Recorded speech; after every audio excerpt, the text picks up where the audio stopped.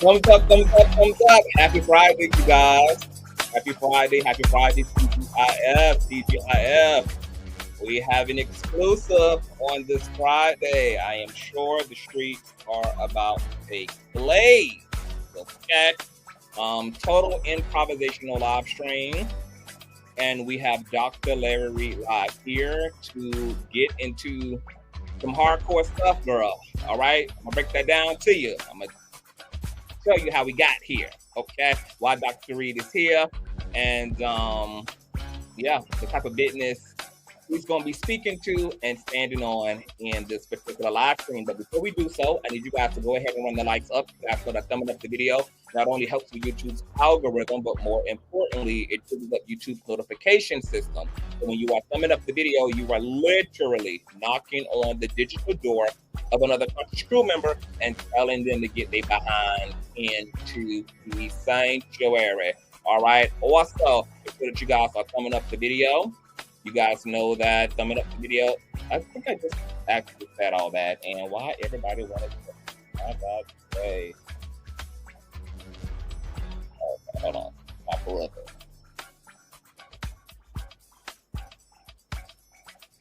All right. Family Kingdom Business Chat.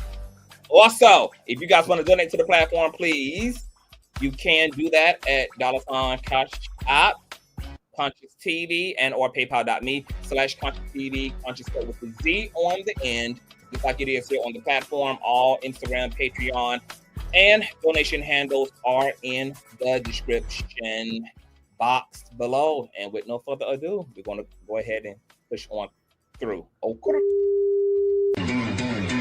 I know a place where you can recharge your soul. Baby, that's Consciouztv. And in the midst of brokenness, he gon' see your asshole. Baby, that's Consciouztv. You gon' heal, you gon' laugh and catch a little shade. Ooh, girl. Y'all know he be slaying, y'all better stop playing. Come hear what he's saying. Ladies and gentlemen.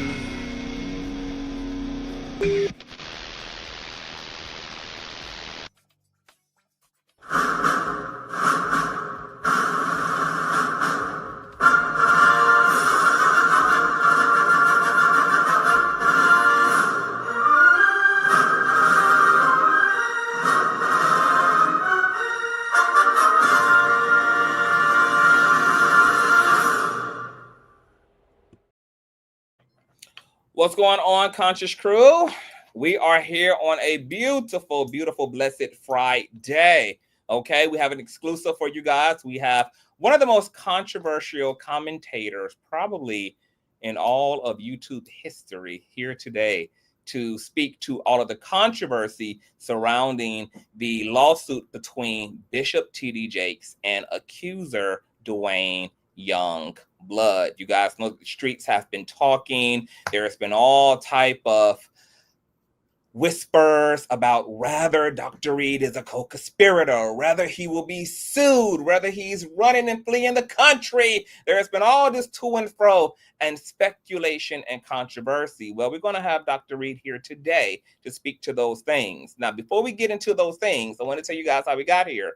You guys know that we're at an interim in the T.D. Jakes lawsuit against accuser Dwayne Youngblood, claimed that back in what I believe the late 80s, mid 80s, early 90s, don't catch me lying, child, that Bishop T.D. Jakes was a guest speaker and teacher at his home church, and that during this time, Bishop T.D. Jakes attempted to make 3 different passes at him. One included a hug, a attempt to kiss him on the lips that resulted in him being kissed on his head, and then a very interesting, intense conversation the following day at Dwayne Youngblood's mother's home, where he claims that Bishop T.D. Jakes propositioned him to be one of his sex slave child, and that he would be taken care of for the rest of his life if he acquiesced to those stipulations. Dwayne Youngblood claims that he was appalled and offended and felt completely dishonored and disrespected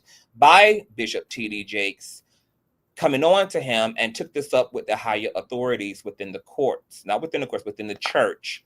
Apparently, and according to Dwayne Youngblood, church authorities got involved and attempted to mediate this circumstance and predicament between Youngblood and TD Jakes, which ultimately end up landing really on deaf ears, and with TD Jakes giving what Youngblood really calls a half-baked apology, claiming that ultimately he would have done everything and anything and anybody given whatever TD Jakes was going through at the time.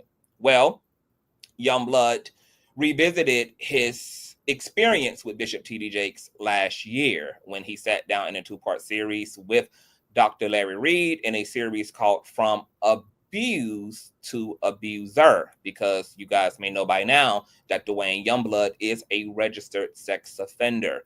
During this two-part series, he chronicled the way he was trafficked ultimately through the Christian church by various pastors and preachers, and Bishop T.D. Jakes was just one of many of those men who ended up leading to what Dwayne Youngblood would consider to be his trauma and personal scarring, which may have also played into what he ended up being found guilty of as it relates to his own inappropriate relationships to underage boys. During this litigation, Dwayne Youngblood also had a written letter from his therapist, who also chronicled Dwayne Youngblood's trauma and spoke about the complexity of being victimized and how sometimes this can play into some victims attempting to reclaim their lives by being predators instead.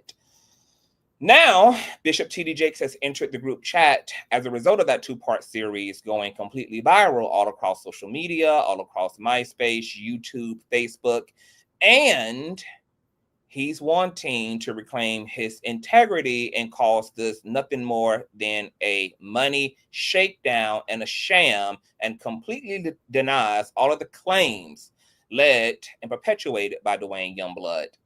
That lawsuit has been iconic since it's been unfolding. Dr. Reid has been somewhat rather quiet, only given enough to kind of fill in the grids. But today he's going to be here to give a fuller account of all of the things surrounding this litigation. So with no further ado, welcome to the platform, Dr. Larry Reid Live. Hey, it's been a long time. We used to do this all the time, but thank you. And really the conversation that you were having in your life prior is the reason why I said, well, let me just go ahead and give some kind of context with face-to-face so people would know, because I've just been letting people just make up narratives. Yeah. And I just put it on my platform, Consciouztv. We're live. On Facebook and YouTube. Hi, Facebook and YouTube. You guys please thumbs up, and subscribe to Dr. Larry. And of course, subscribe to his mentor, CTV. Okay. Now, yes. do you want subscribe and follow?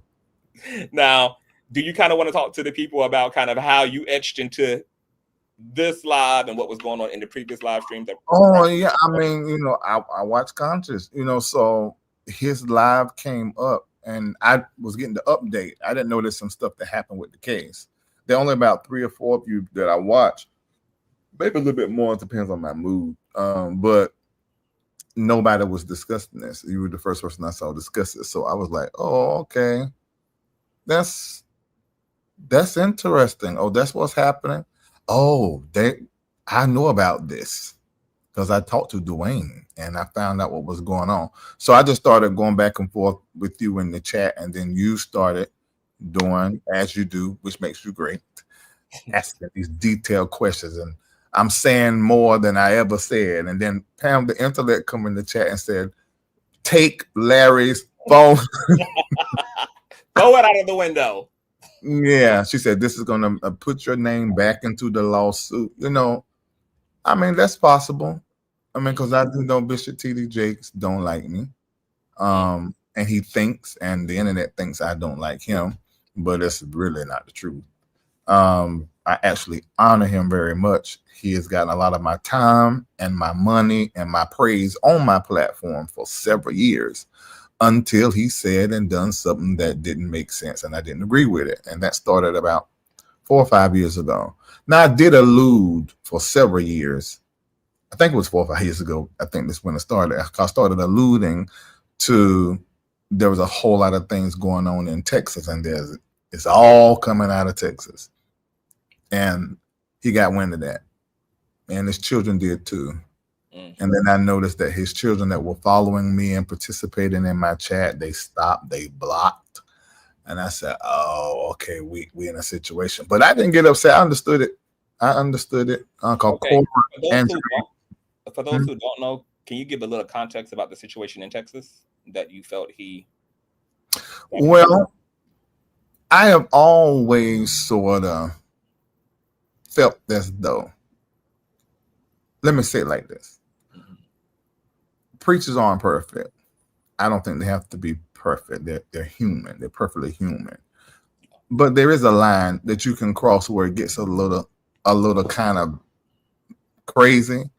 And I just felt like that in some of his dealings with other preachers and also other Black men, that he moved in a very predatory way. That's what I thought. And strong language, Dr. Reid, in a predatory way. So what does that mean in a predatory way? Even if it's another preacher, he will move them around like chess players, in my opinion. It's just my opinion from the outside looking in. I'm not in his camp, his life. But I would hear from those people that would allege that he did X, Y, Z, he did this, he did that. You know, he blackballed them, he shut them down. He opened up doors for them. He helped them because he has helped a whole lot of people. This man is not bad, at least from my experience. I'm not in his life. I don't think he's bad.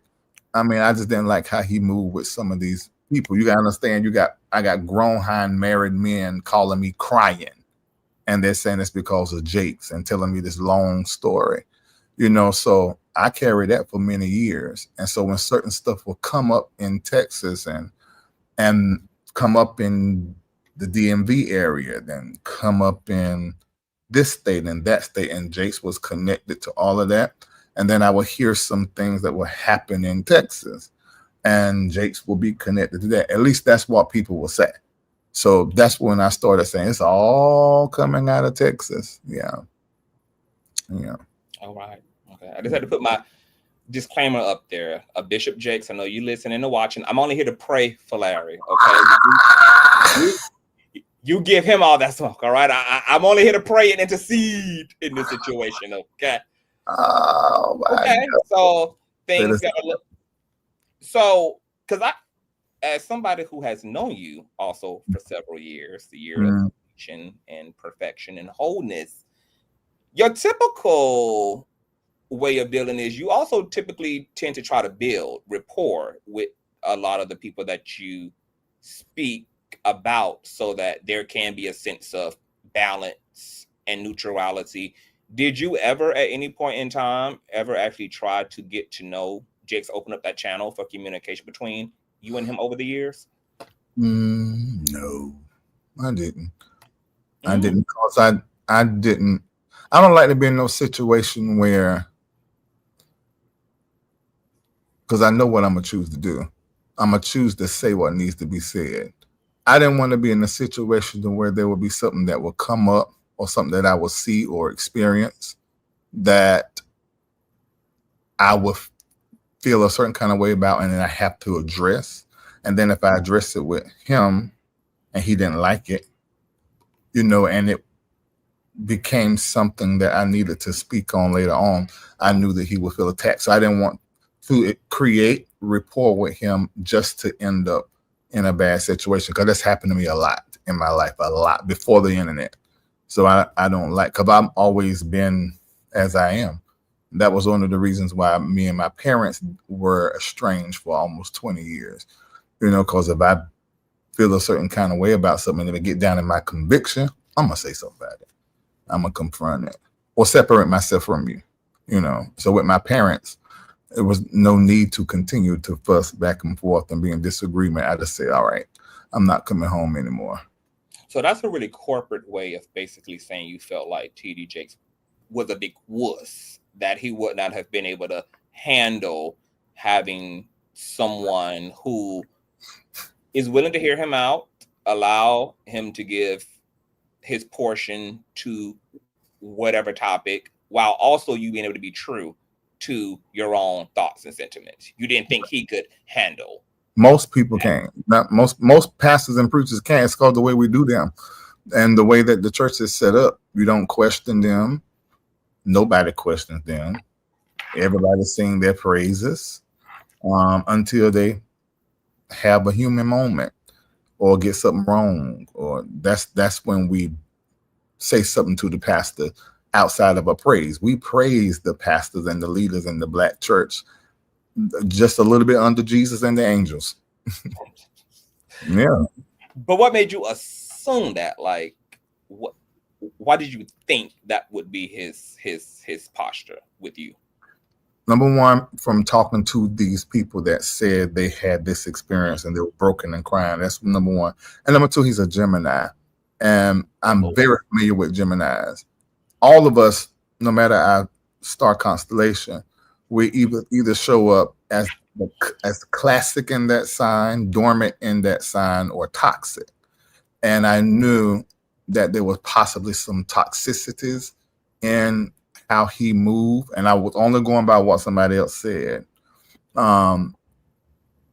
So I never could do a hard, straightforward story on Jake's cause. There wasn't any evidence that I had in my hand except for a story until the Manasseh Jordan thing. That was the first time I had evidence of anything.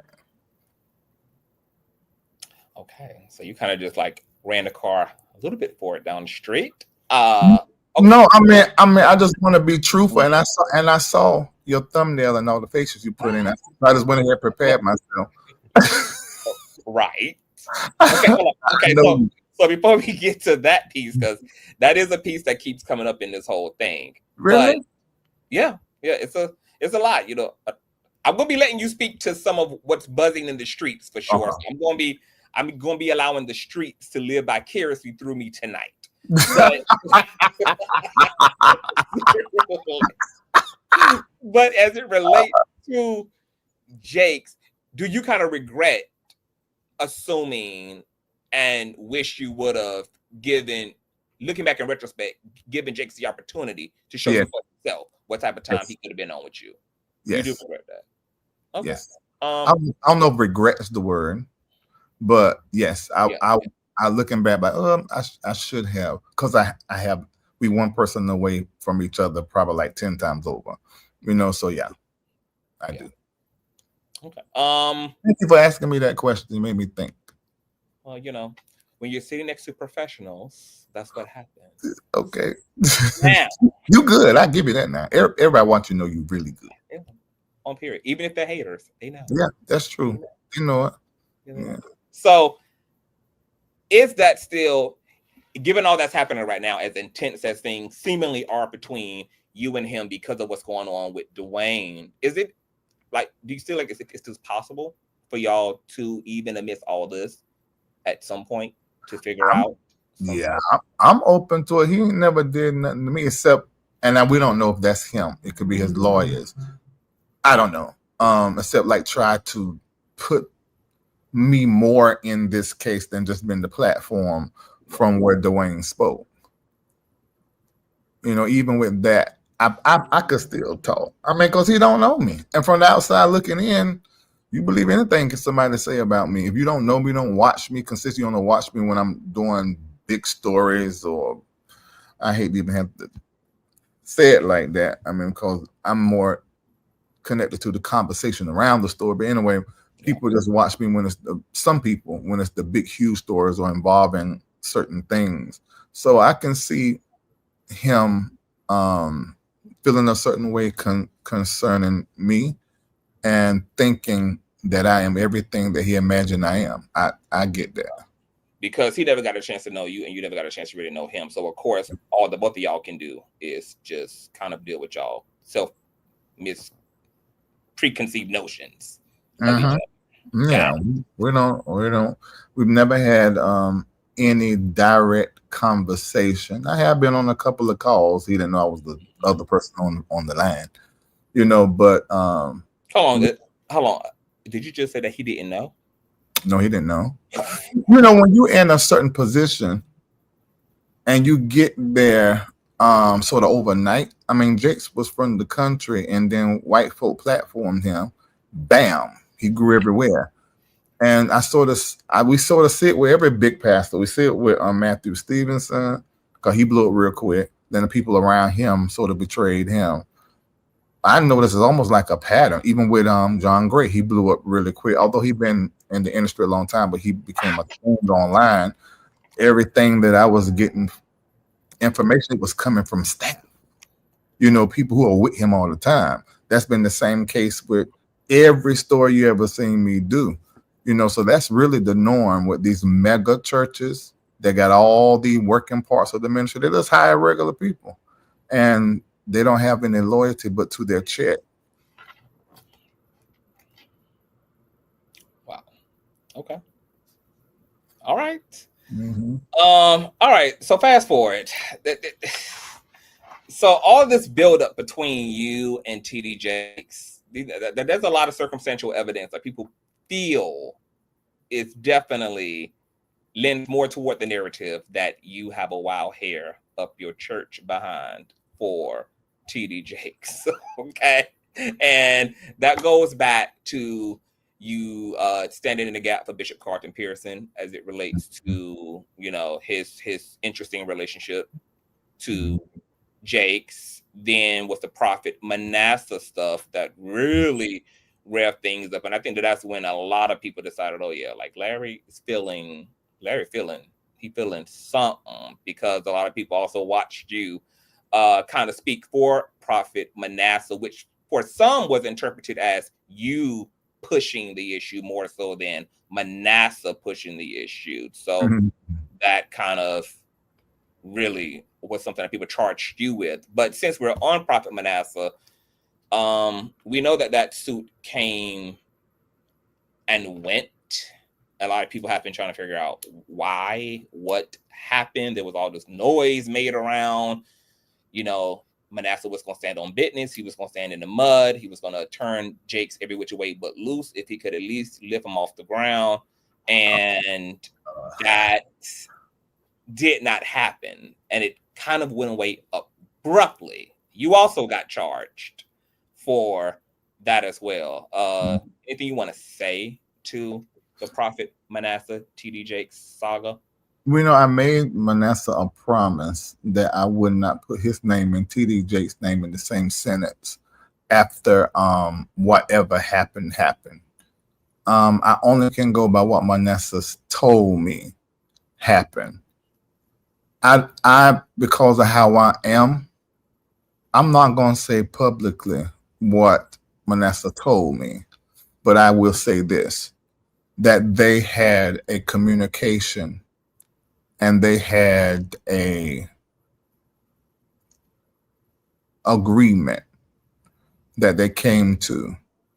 And whatever that was, Manasseh asked me, because he was like my brother. I still love him the same, but we don't have a relationship at all now.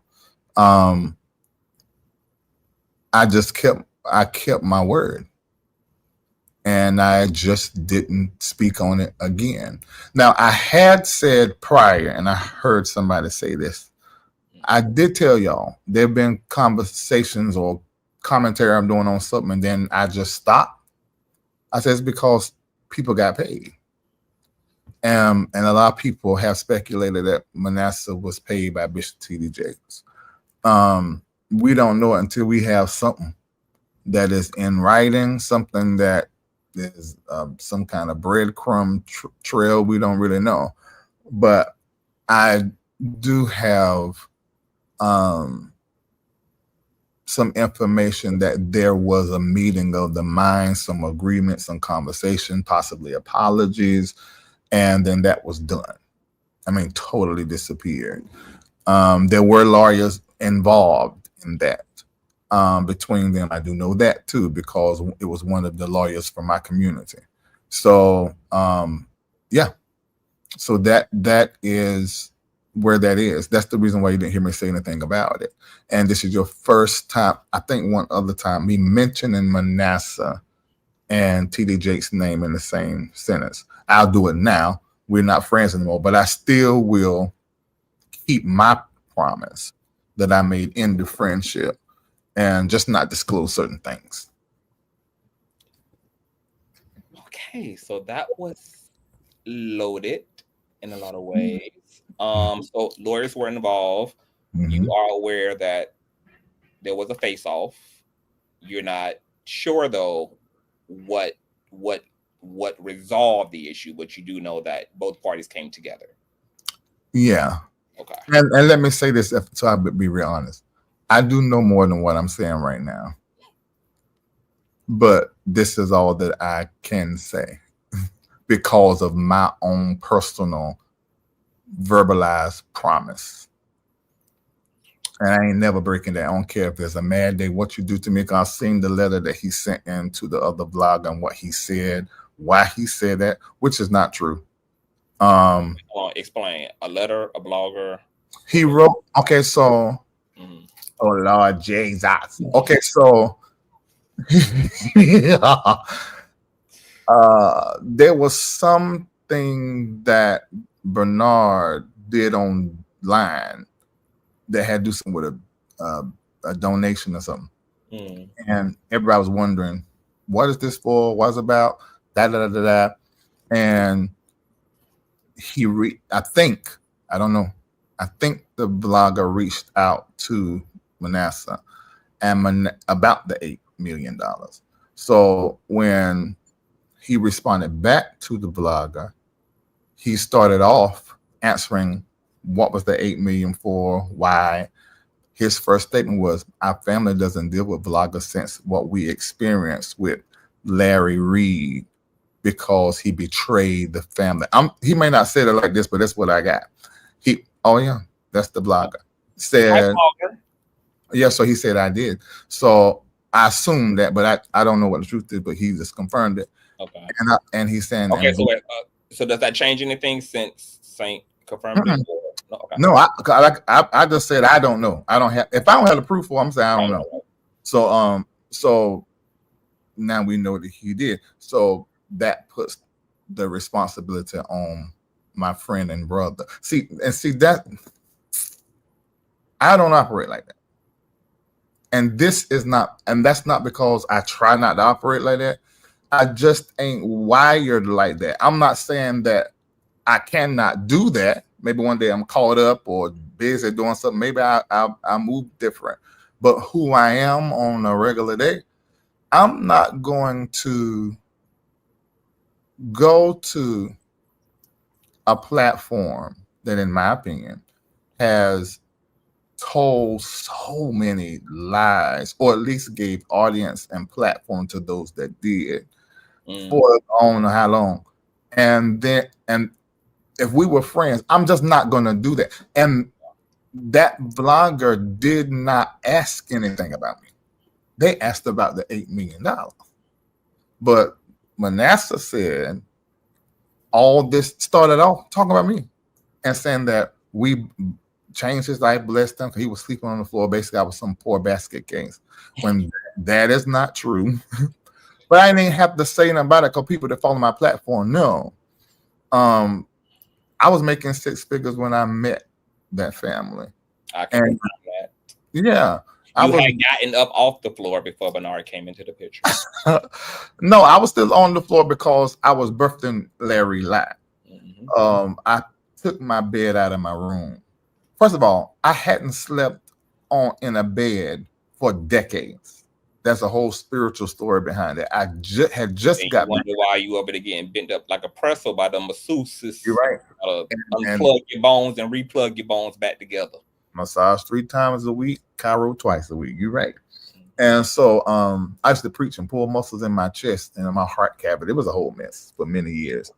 So 2017, I got back in the bed.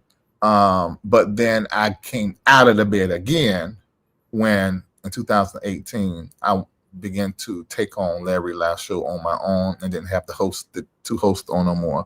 And I wanted a birthday. So I covered all my walls in the Larry Lie symbol. I put everything I put on my wall. Y'all watch me walk into it, and I slept on the floor.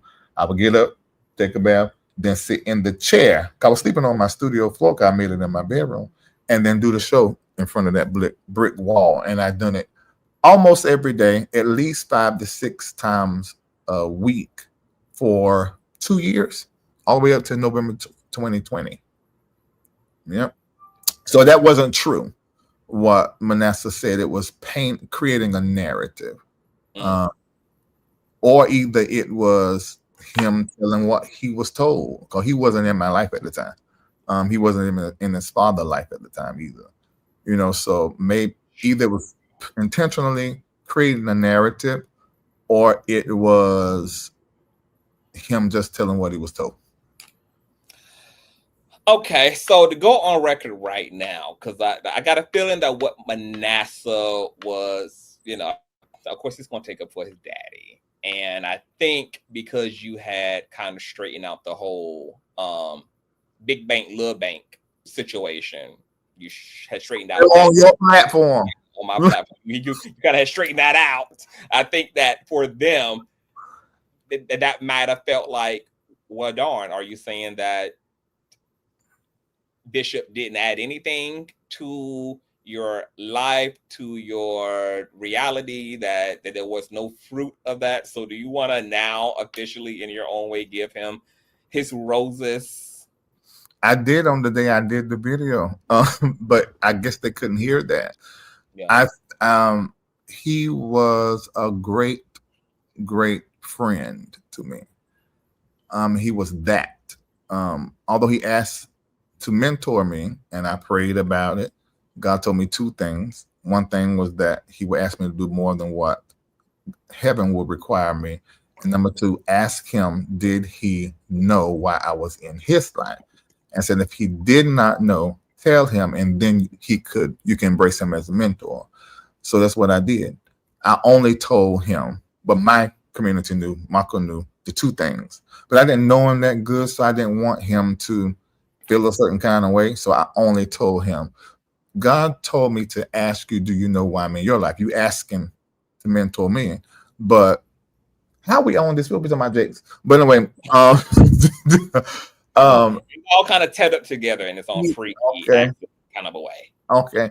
So, and I asked him, he said, no, you tell me. And I told him, I said, God said that I'm supposed to use my platform to change how you are viewed and to give you a presence online. And he said, okay. And we went forward. That was a conversation in 2018 or 2019. I embraced him as my mentor. Yeah. Okay. I mean, your mouth kind of runs us into a lot more questions. So with that being said, I mean, since we're here in the Bishop segment of it all, when you announced the breakdown and then Bishop followed that up months later with his own side of the situation. No, that's not what happened. There's a step everybody's missing. Okay. Do you want to tell us about those steps? I followed the Lord leading while I was in Ghana. Oh, let me clarify this, but I already did in that clip, but let me say it again. Mm-hmm. And I want y'all to put this in the chat, you on my platform, so everybody's clear. I did not leave Bernard's life because of how he allegedly voted, how he voted it. I was just going to ask you that. Yeah, that just isn't true. It may be what he feel, and we have to also consider that I did not do a sit-down conversation or letter or any of those things with him, because I feel as though Spirit was leading me to do it that way. And anybody that know me, I'm going to have a conversation with you first before I disappear and ghost. I'm going to probably have 2, 3, 4, 5 conversations with you. I don't like to abandon nobody because I've been abandoned.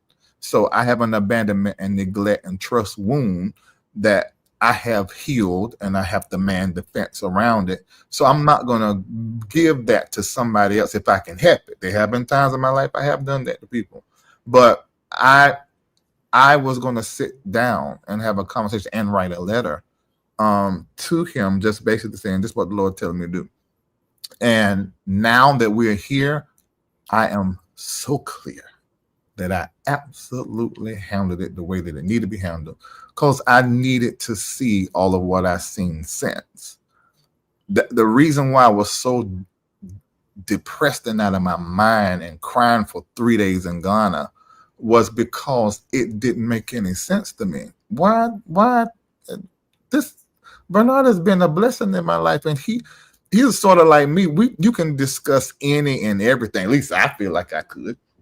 Any and everything with him, and you can go from the deep spiritual to the carnal, even perverted, laughing, crazy. I mean, he was just like me. I mean, I knew that, and I actually would tell my audience that. I said, but it's not. I mean, he's the bishop, so in the community, he has to be a certain kind of way. But we were friends. We talked about everything. Let me give how it was when I was here for mentorship. Me and Bishop Jordan talked on the phone. Average. It was hours at a time. 3 to sometimes 8 hours a day, from about 11 o'clock at night to 6 o'clock in the morning. Then we both fall asleep 2-3 hours and get back up and run our ministries. So it was a friendship at its core. And somebody was telling me that he was saying how hurt he was and everything. He said he ended up in therapy, to be exact, behind you. Okay. I know what it is. I know who his 2 therapists are. I mean, if you want to call them therapists, that's fine. But Okay, wait. You want to get some context on who this therapy he's? I don't want to. It's just people in his ministry that are therapists. I don't think if I'm going to go to therapy, I'm not going to none of the therapists in my ministry. I'm going to go to someone who is unbiased, someone who is authentically a therapist and a coach with paperwork, and not saying that they are not, because I know one is. I don't know about the other one. I don't know about the other one, but I know her name. But I'm not calling either one of these ladies' name. I would just go somewhere else. I mean, because you're in a position of authority like us, and we're like bosses. We people, if you pay them, it's sort of. And then you talk about going there for therapy. That I just wouldn't do. I wouldn't do it. But the bias, right? I wouldn't do that. But I believe that he is pained, because I left. It wasn't the other way around. So the person that's left, like even a relationship, and let me be very clear about this, because whatever he said on that vlogger's platform, it looked like we was fucking. Did it come up like that? Oh, I heard from so many. Well, at least that's what many people got and came to me with, And I'm like, no, that's not the case. Number one, would never sleep with a married person. Well, let me say that's not right, because I would. Very intentional. I like to tell the truth. Look, I like to tell the truth, Conscious. I would if the situation is right, but I would not seek out. Here you go. I would intentionally seek out a married person to sleep with him. I wouldn't do it. I wouldn't. You know what? I do think that, I mean, to be honest, most spiritual people, relationships do mimic marriage. Typically, it's very deep. There's a lot of depth to the relationship.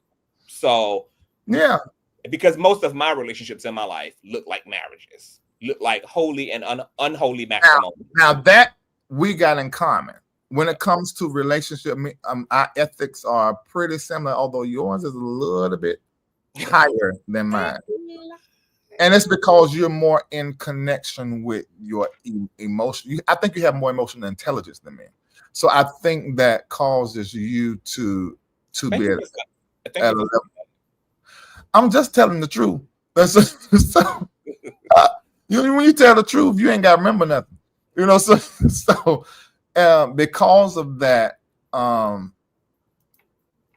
that us having that similarity in how we do, we are the same in relationship. And I say that all the time. I didn't even know you say that. Every person in my life I call friend, I am in love with them. And I said on that day when I went live to save my ministry, and say, I don't know why nobody's talking about this.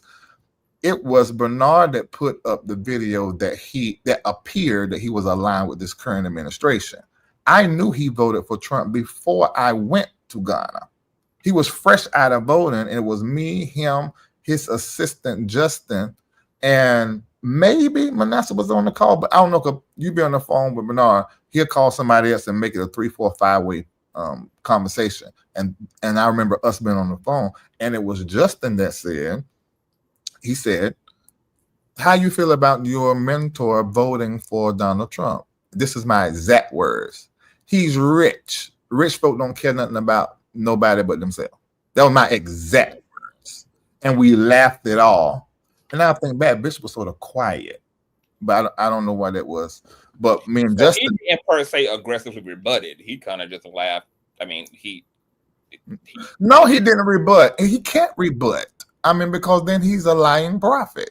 Okay, well, so let me push back on that a little bit, because according to Bishop, his whole attitude was, I'm discreet about my vote, and I would not have told anyone who I had voted for, even if it would have been Kamala, I would not have. I don't want to do this, but I have to call a thing a thing. And I love Bernard, but he is a manipulator.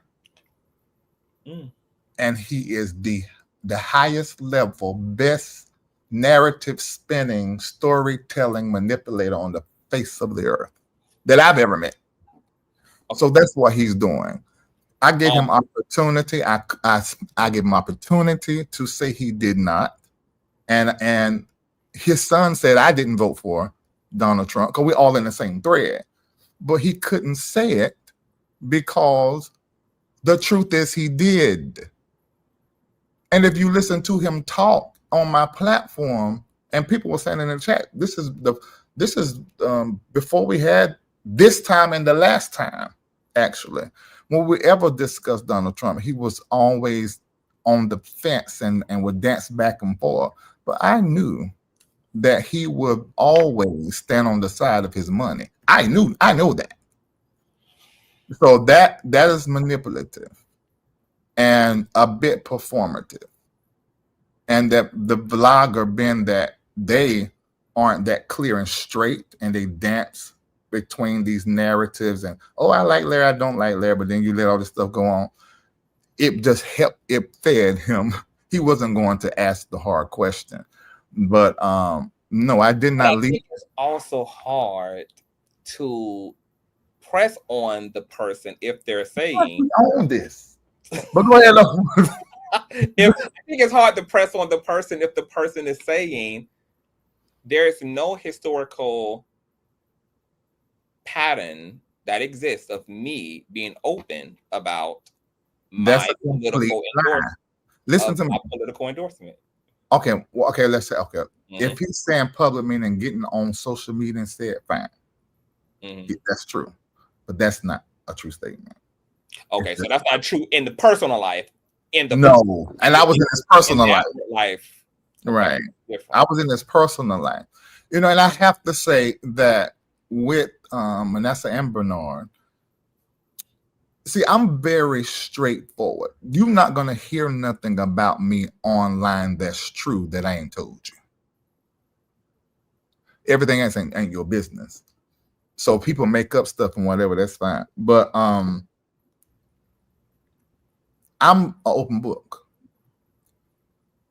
Most preachers, I'm saying this about Bernard and Manasseh and all preachers, George Bloomer included, and that whole crew, who they are off camera and who they are on camera ain't the same. It's just not the same. Okay, can you nuance that though? Like, what does that exactly? Is that a bad thing? Is who they're? I used to think it was bad. Okay. I used to think it was bad, but I used to think it was bad. And if I be honest, a part of me still feels that way. But I give people grace. Their assignment and who they're called to is not who I'm called to. Who I'm called to needs transparency. I built my platform on telling my business and talking about everybody's business online when it would hit. So how am I going to be able to hide my business? I can have privacy and confidentiality, but I have to be as transparent as possible. So for me, it just feels wrong. It feels bad. It feels hypocritical. But for them, it's what every other preacher do. These preachers don't get in the pulpit and cuss as much as they do off the line. George, you're not gonna hear him cuss in the pulpit. He can't talk off the phone without cussing. And we still ain't heard Kurt Franklin talk the way he talked to Carry On. You ain't gonna hear it. Behind the scenes. You ain't gonna hear it. They have two faces, and I'm not trying to be mean. It's just what they do. I don't do that. You're gonna get this work with my mouth and my thoughts any given time. I mean, it's the same. But you also kind of said that you kind of unreconciled about whether it's a bad thing, but you kind of do think it's fake. So how far away are these people from the image? Night and day. Oh my God. You know what? Night and day. What?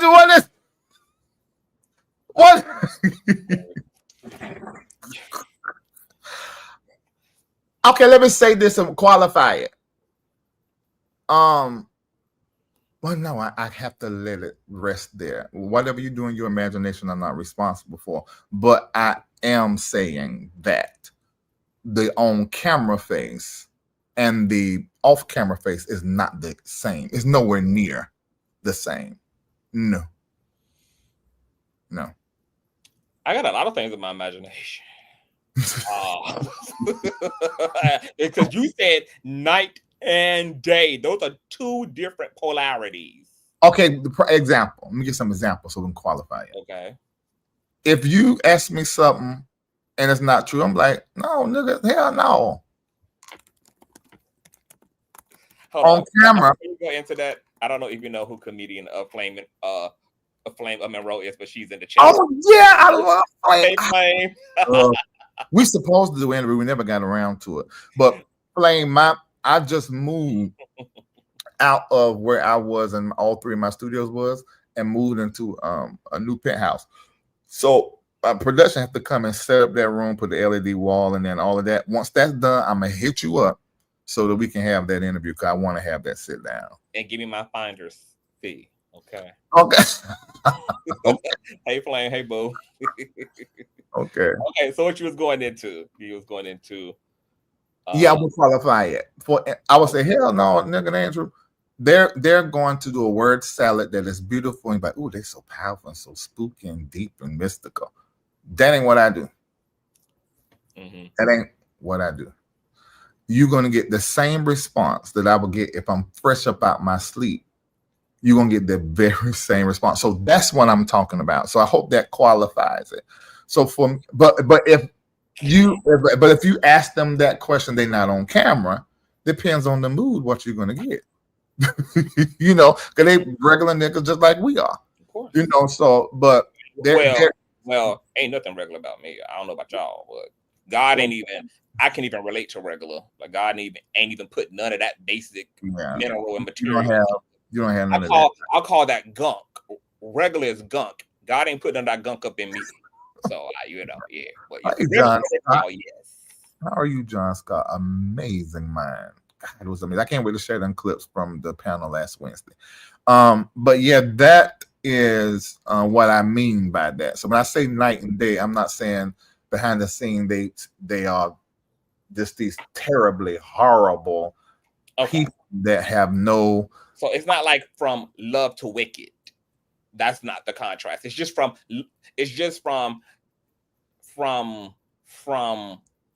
godliness to human, not necessarily from godliness to evil, but just godliness to human.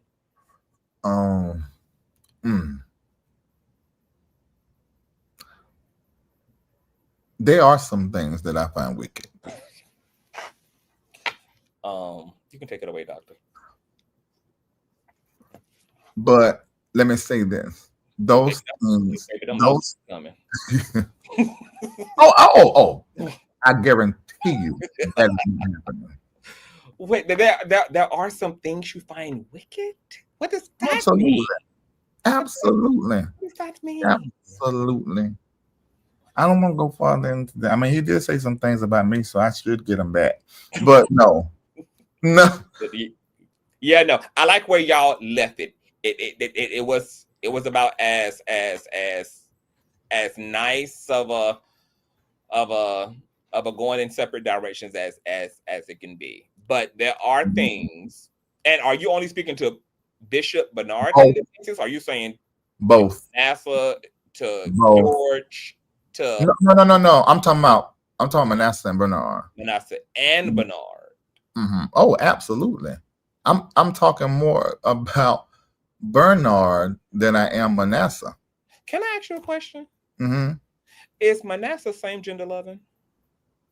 I think that's a question that I'm gonna say this. Me and Manasseh have never had any kind of sex, any kind of almost sex. And they show me yours, I show you mine, and meet up at 9. No. I think that's a question that only he can answer. Let me ask you this question. If he were, is that one of the things that you would classify as night and day? Because obviously that's not something that he leads with. But if that was his tea, would that fall into the category of what you mean by on stage, off stage self? Good question. Conscious is so good. So good. It's so delicious, isn't it? If you ask me something I want to answer, I ain't answer. But I will say this. If he enjoyed same-sex activities, not if he was gay or not, I mean, because I think you have to tell us what you identify as. But if he enjoyed same-sex activities, yes, that would be a huge problem, because that's not what he represent. But at the same time, is that our business? And at the same time, has he denied it publicly? I don't know. Now if he denied it publicly and then he enjoys same-sex activity, I think that's a problem. But if he answered not anybody's business, is that fair? Is that a fair response to that yes, question? it is. Anybody say that? Yeah, because it ain't. If you're not fucking them, why you want to know? Yeah. But I do understand people wanting to know, because you are a public figure. I mean, I'm not gonna make people wrong for wanting to know. Yeah. Mm-hmm. But to your point, it also doesn't make it wrong for the person to not answer. Not answer it. No. The question. You don't have to answer. And just because you don't answer don't mean that they are. Because some people aren't gonna be like Larry Reid and say yes. I put my peen in different places. I'll say that. But if somebody else doesn't say it and just say that's not your business, well, I'm not discussing that, I don't think we should just assume that means they are same gender loving. And I don't think we should think that they're being not truthful. They're being private and confidential. And really, it ain't your business. I'm going to tell people, though, particularly men, why they should answer, though, directly. Okay. Because no answer is considered an answer, because we know that when it comes to opposite sex, people have no business showing off. They have no business being engaged, being married, having children. Like, eventually your dealings with the opposite sex come to the light. So that's why people will say the no answer is a answer, because we know that if it was an opposite sex person, that you wouldn't eventually have any issue with that relationship becoming very public under whatever circumstances. So unless you're also going to be the person who's going to keep the hetero part completely undercover, then yes, you can fairly keep the same gender part undercover. But if you wear your hetero on your sleeve and then you slide the same genderness under the table, that no answer thing, it starts to kind of fall away. People have made these claims about Tyler Perry, who, you know, has had a girlfriend, a baby mama, and all of that. I know her. I know her. You know We've her. we've had dinner. And now it's coming out through text messages and lawsuits that Tyler Perry seemingly, allegedly, is into other foreign exotic meats. And everybody's like, okay, what's this about? Because you didn't cover up when you were on the red carpet with women. You didn't cover up when you had a woman in your life. You didn't cover up any of that, but you are, yes, operating as a, you know, we want you to be a day walker with the same gender part too. See, so much of me agrees with what you're saying, but because I sort of have different relationships in different communities and world, I try to be understanding, but I would not be able to at this part in my life if somebody would say, have you ever slept with the same sex? I'm not going to lie. I'm going to answer that question. But if another person decides not to answer, maybe because they don't got married now, or just because they don't want nobody to know, and they decide to choose to say, you know, I'm not answering, that's none of your business. I try to be open-minded and understanding, because it really is nobody's business. But then there's the other side of me saying, well, you a public figure and you were straight, it'd be all about business. You'd be sort of presenting straight, yeah. Like you ain't got a problem presenting all your business when it's straight. And then it's all these excuses when it comes to the other part. Okay. Okay, so fast forward up off all of that. But this wicked accusation is very interesting, though. It's very fascinating, Dr. Reid. Okay, well, let me give you one wicked thing so we can qualify it. And let me say this: there were things that I saw that I questioned, and I accepted the answers I was given and continued to move on, because God hadn't told me any different. And tell me to leave, to any of those things. And as I said, I love Bernard. And at the time we met, both of our hearts were hurting. I had just went through divorce. My kids was gone. I'm just coming out of depression, really. I was in a severe depression in 2017. I was suicidal. And he and Manasseh weren't talking, and it bothered him. I mean, Manasseh's name was always coming up because he was upset, and so we really became what each other needed to heal, and it ended up. You needed a father, and he needed a son. I didn't need a father. I got my father. I didn't need a father. When you say that we needed each other, or we filled something in each other. Yes, because I needed a confidant that understood me, that I could have spiritual, sexual, financial conversations with, that were honest. I needed that, because I was used to being married. I had been married almost like 18 years, I think it was. So I was used to having that. And at that time, me and like Shamako, we weren't seeing on eye to eye.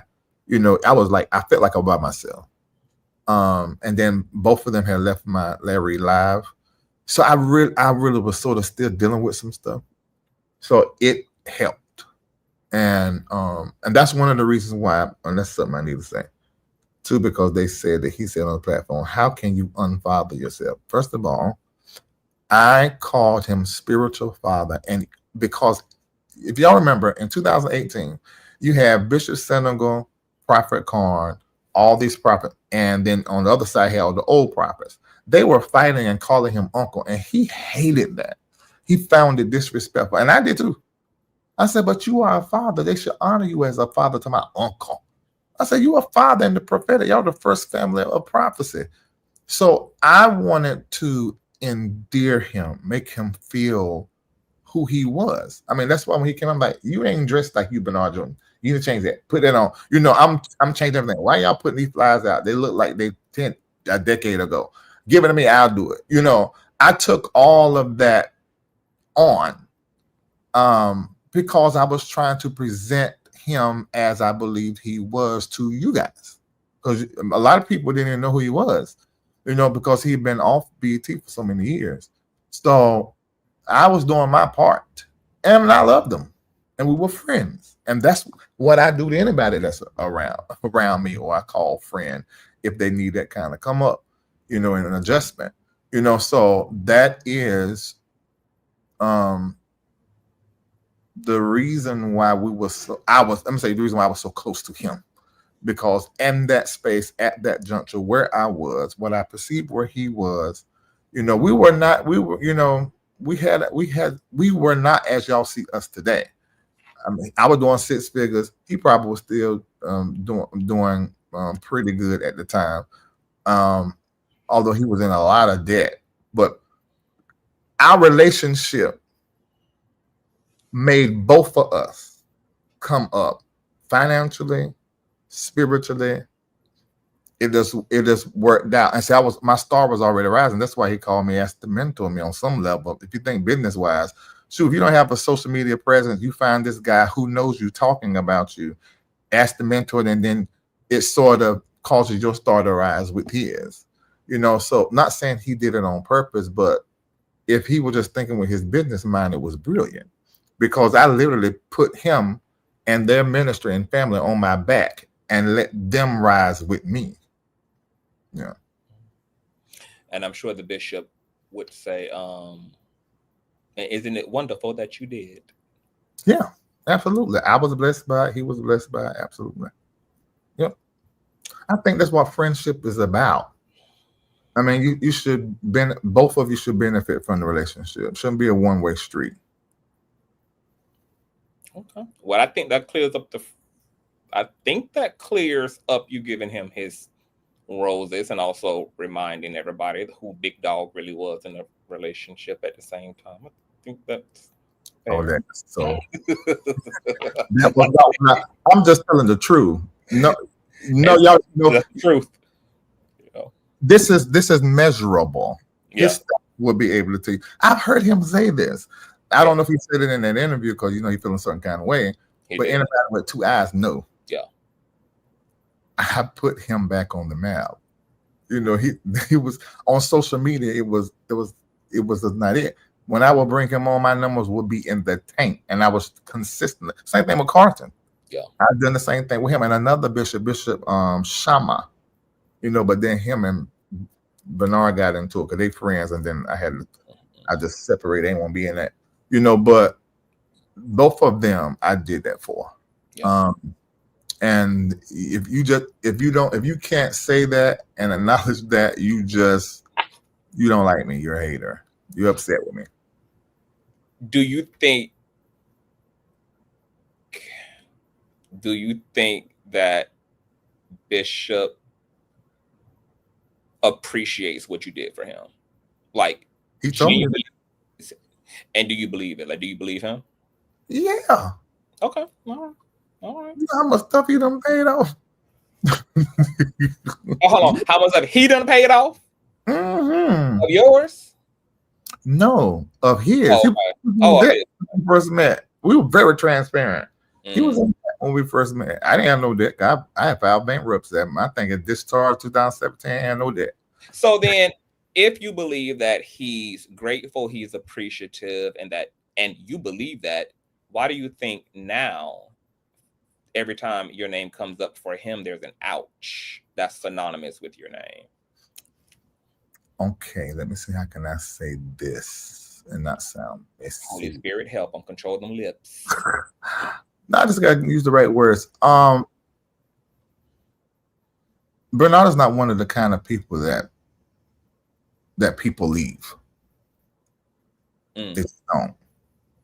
And why is that? Like, one big thing is money. Yeah, I mean, because there's nobody around him, he's not paying. So, and he we just alike with that. I'm not like that no more. I stopped at 2022. If he's going to Dubai, you're going to Dubai. If he's going shopping and going to drop $30,000 in Louis Vuitton, probably $10,000 of it is on his whole staff. Bishop, my email is Consciouztv with a Z on the end at gmail.com. Thank you. Yeah. If he's flying private, you flying private.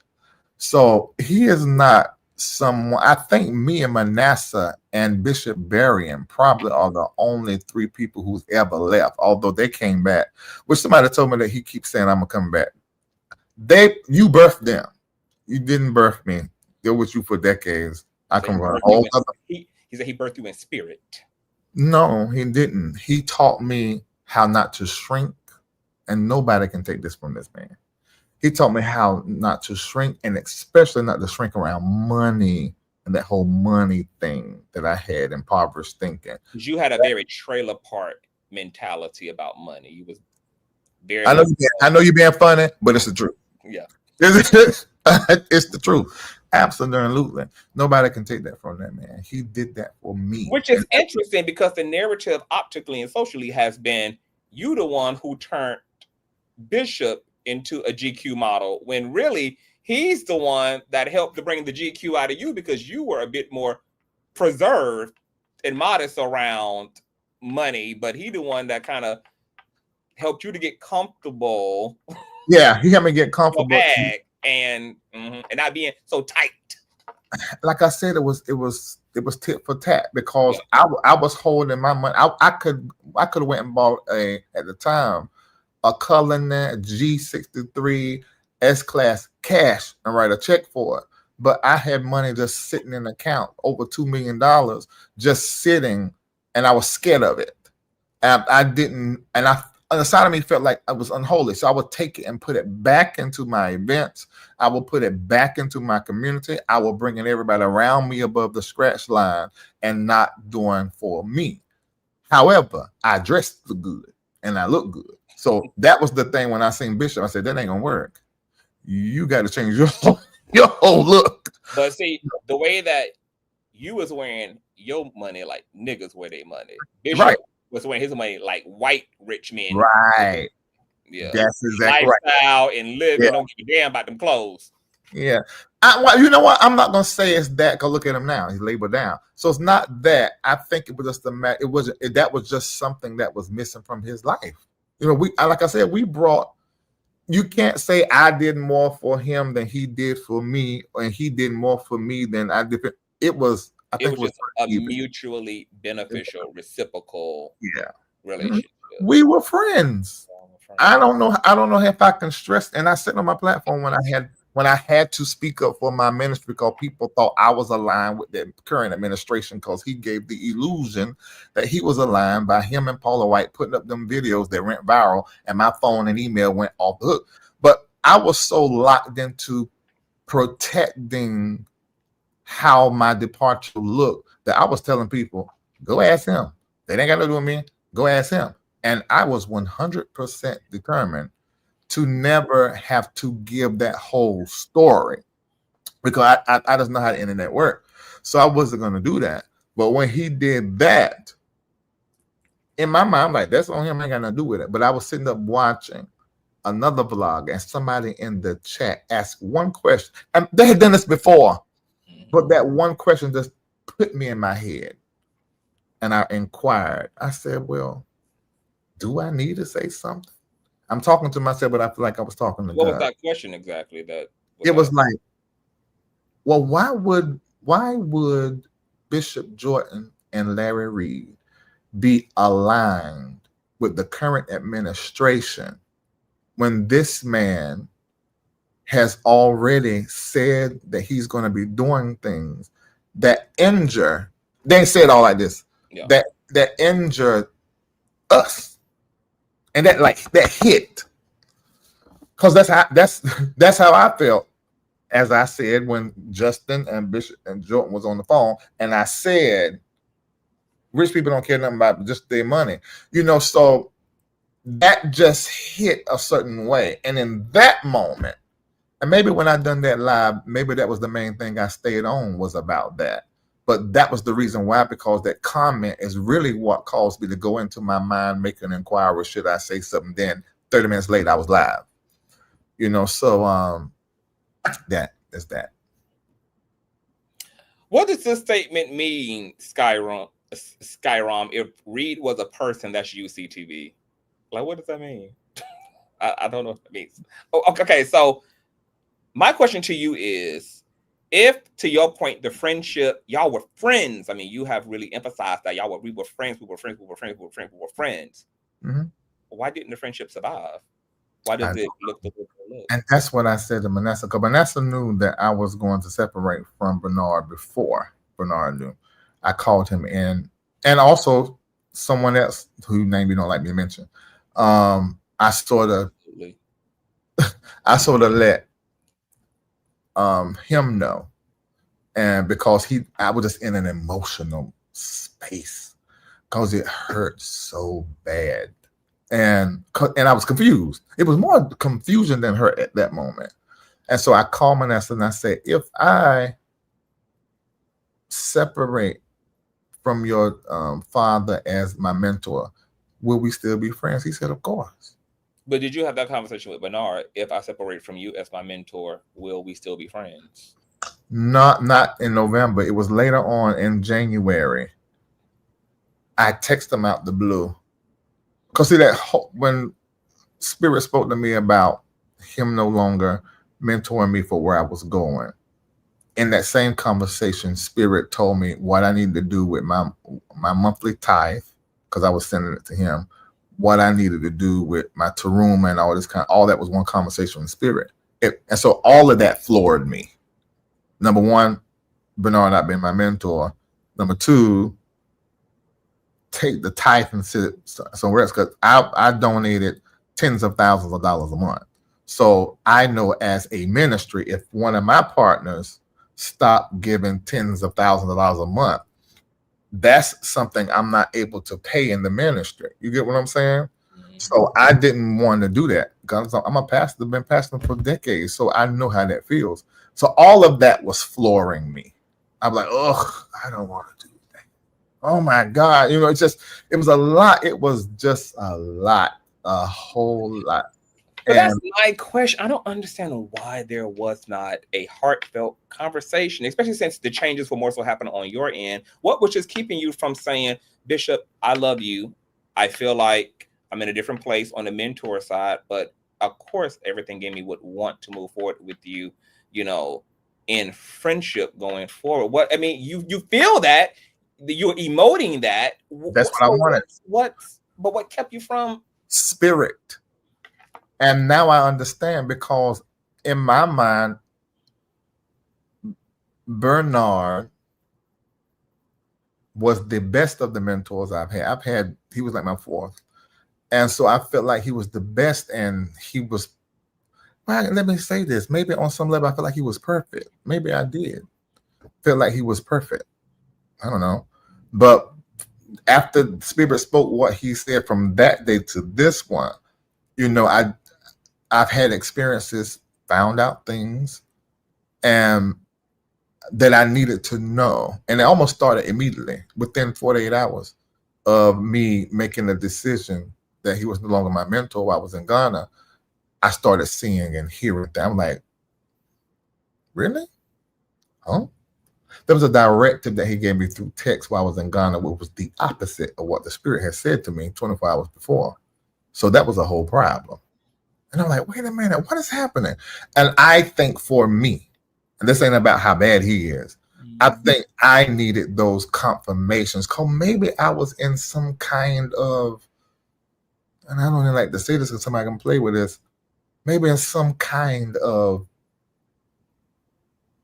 overabundance of respect, honor, and adoration that sort of made me ignore what I sensed, so it couldn't come into my sea. I think you understand what I'm saying, because you're a spiritual person. When you sense stuff and you just disappear it, and so it never got in.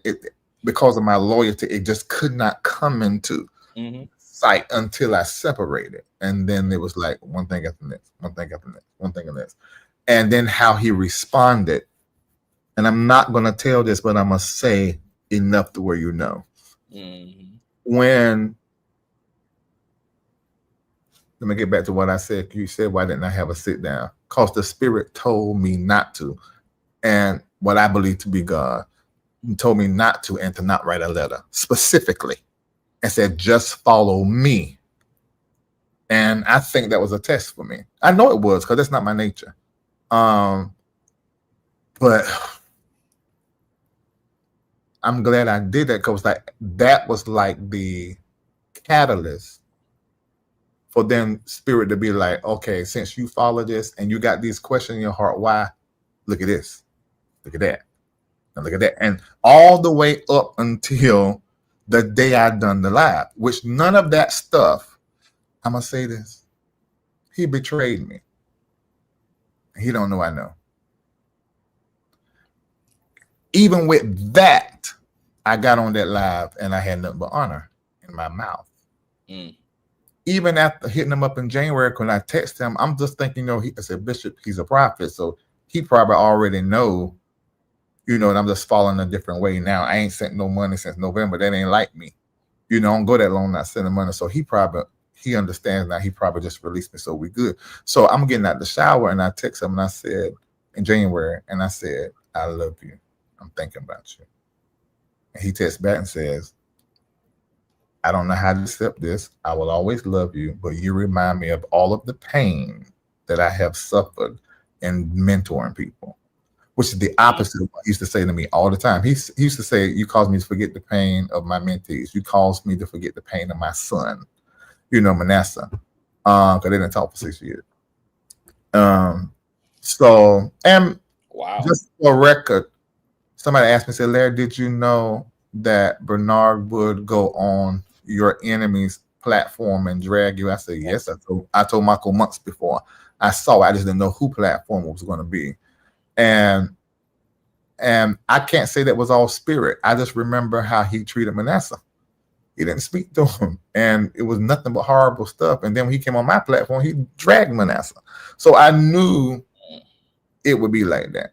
I mean, and that's his son. I'm just a friend. So if you do it to your son, of course you're gonna do it to me.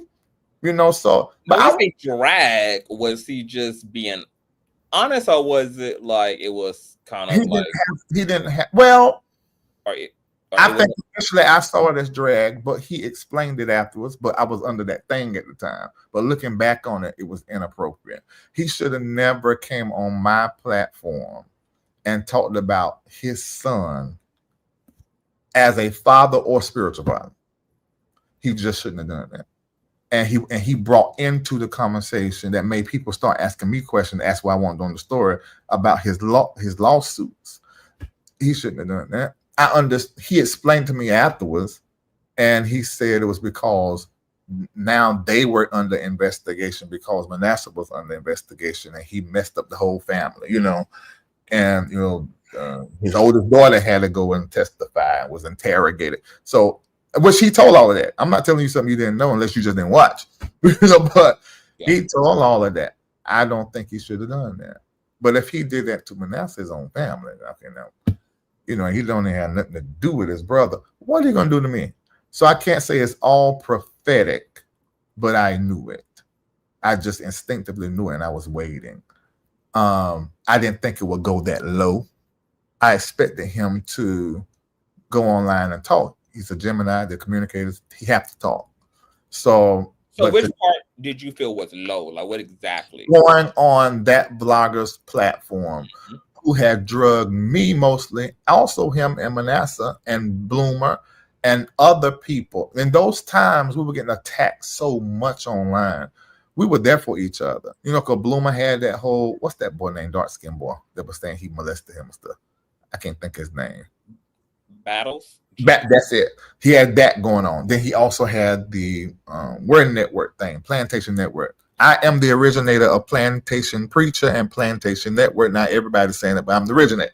So all of that was going on, and the whole money thing that started back up concerning Bernard, the Manasseh's court case, all of that was going on. So we were sort of there for each other, me, Bloomer, and Jordan, later on Manasseh. So to then now go into that community, that sector that did that to us, it was a statement piece, and cost me and George thousands of dollars. I was like, oh, okay. For me, it was like a manifestation, and I was sort of glad, because anybody with eyes would say, okay, now we are seeing a side of Bernard we didn't know, because this is petty and messy. Even Manasseh's letter, but that's letting you see something that I already knew. I did like it. How did you feel about, I mean, the obvious answer is going to be the obvious answer, but how did you feel about a lot of people also empathizing with Bernard, such as Manasseh, and apparently the First Lady, who apparently was a big supporter of you, who apparently was hurt over you addressing the situation the way you did in a 2-hour live? And yeah, I just saw her. 3 days ago, she got out of my Patreon. I don't know why it took so long, because he told them all to unsubscribe and unfollow me. So I don't know why that took her so long. Maybe she was just looking.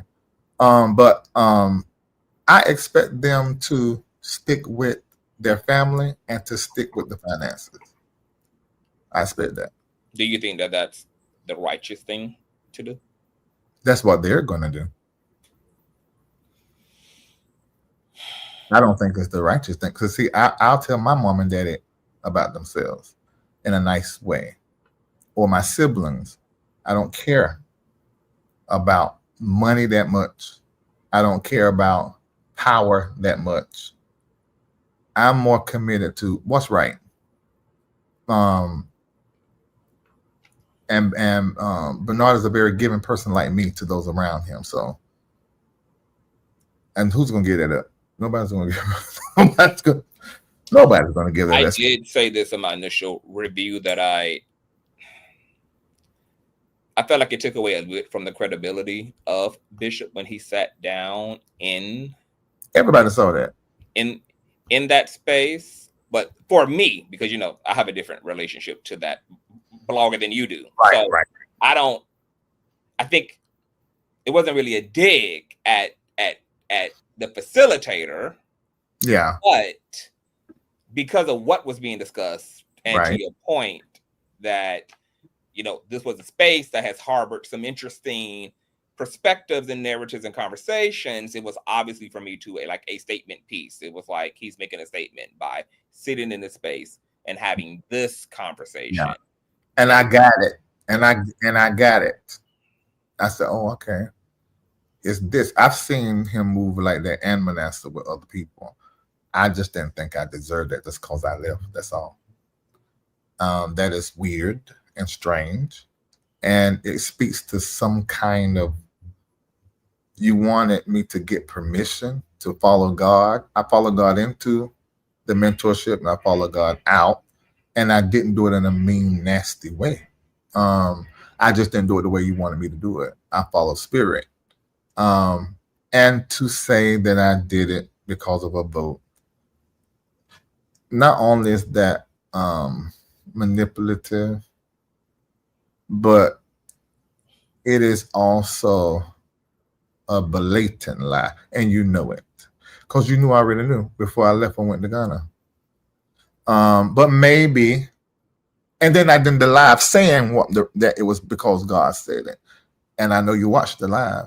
So to go on the platform and then say what it was emphatically after I had already said what it was manipulative. And everybody, the thousands that watched, I think around 60,000 people that watched, saw me say why. And I did not say that it was because of a vote. Was I disappointed? Hell yeah. But now that I know what I know, there was nobody else for him to align himself with. But there are people and viewers saying that, Larry, you did imply it had to do with the voting. A lot of people took that from your 2-hour live stream, that it was about. I mean, I don't know why. Just go back and watch it. I haven't taken it down. I said very clearly, if you took away from that, it's because we kept coming back to the whole purpose of the live is because he put up a video where it looked as though he aligned with the current administration. So I get why people take it away from that, because I did open up the show saying this is why I have to say this. But you should have been listening, because I gave a chronological order of events all the way up to that day.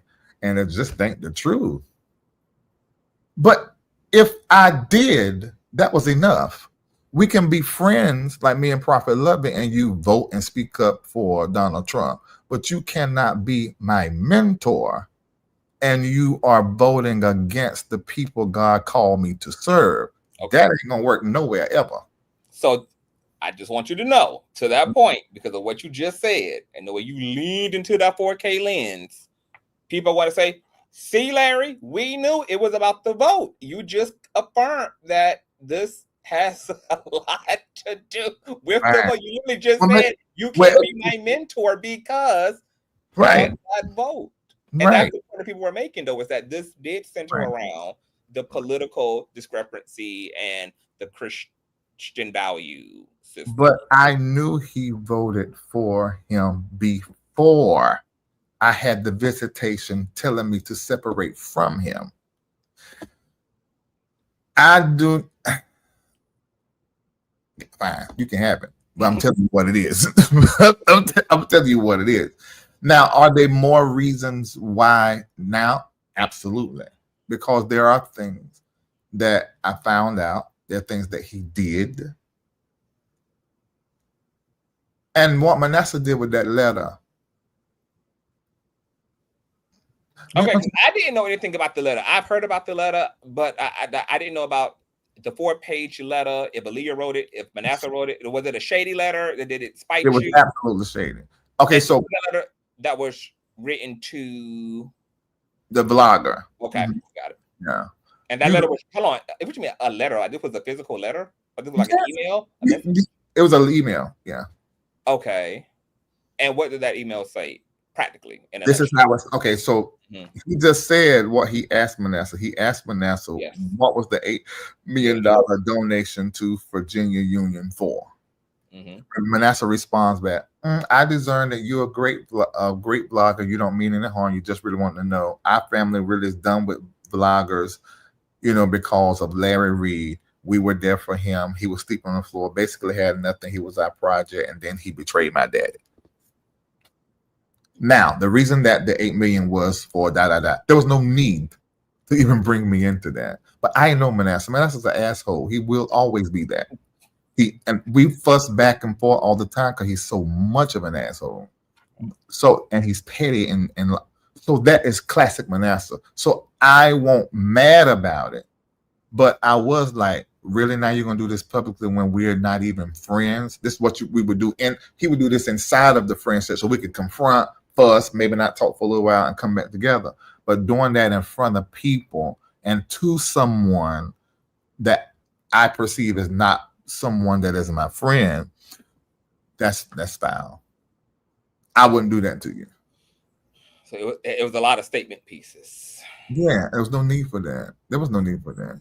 And I think but I'm glad it happened, because what it did in my world, it made people question. They saw what they didn't know, which goes back to what I said about how people are off camera versus on camera. But what you're getting right here is the same way I am off camera.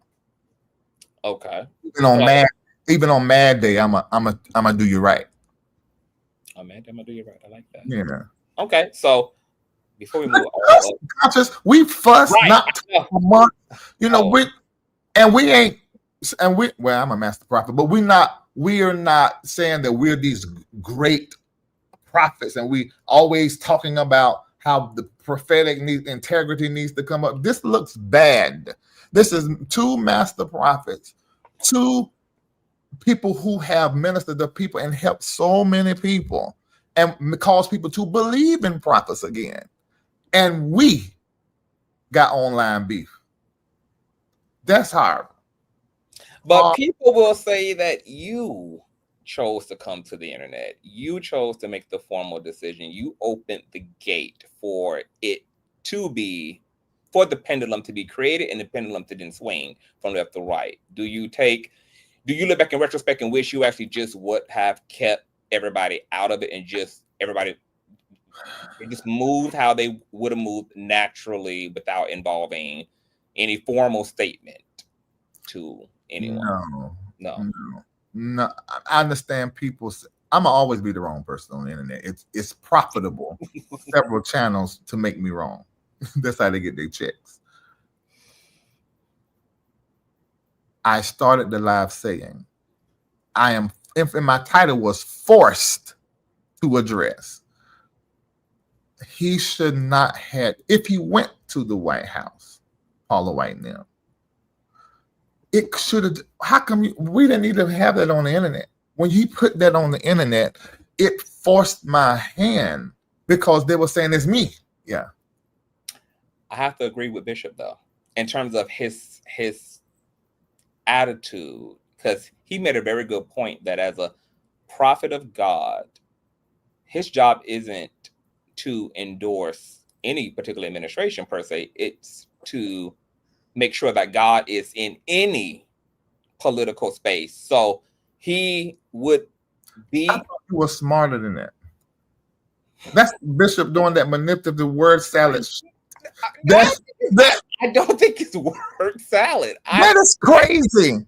We have the Bible as a biblical model and other historical books as relates to prophets and kings. He was not requested by Donald Trump to come. He was not brought to a decision-making table. He was not brought to a stage where he could have voice to have influence. That did not happen.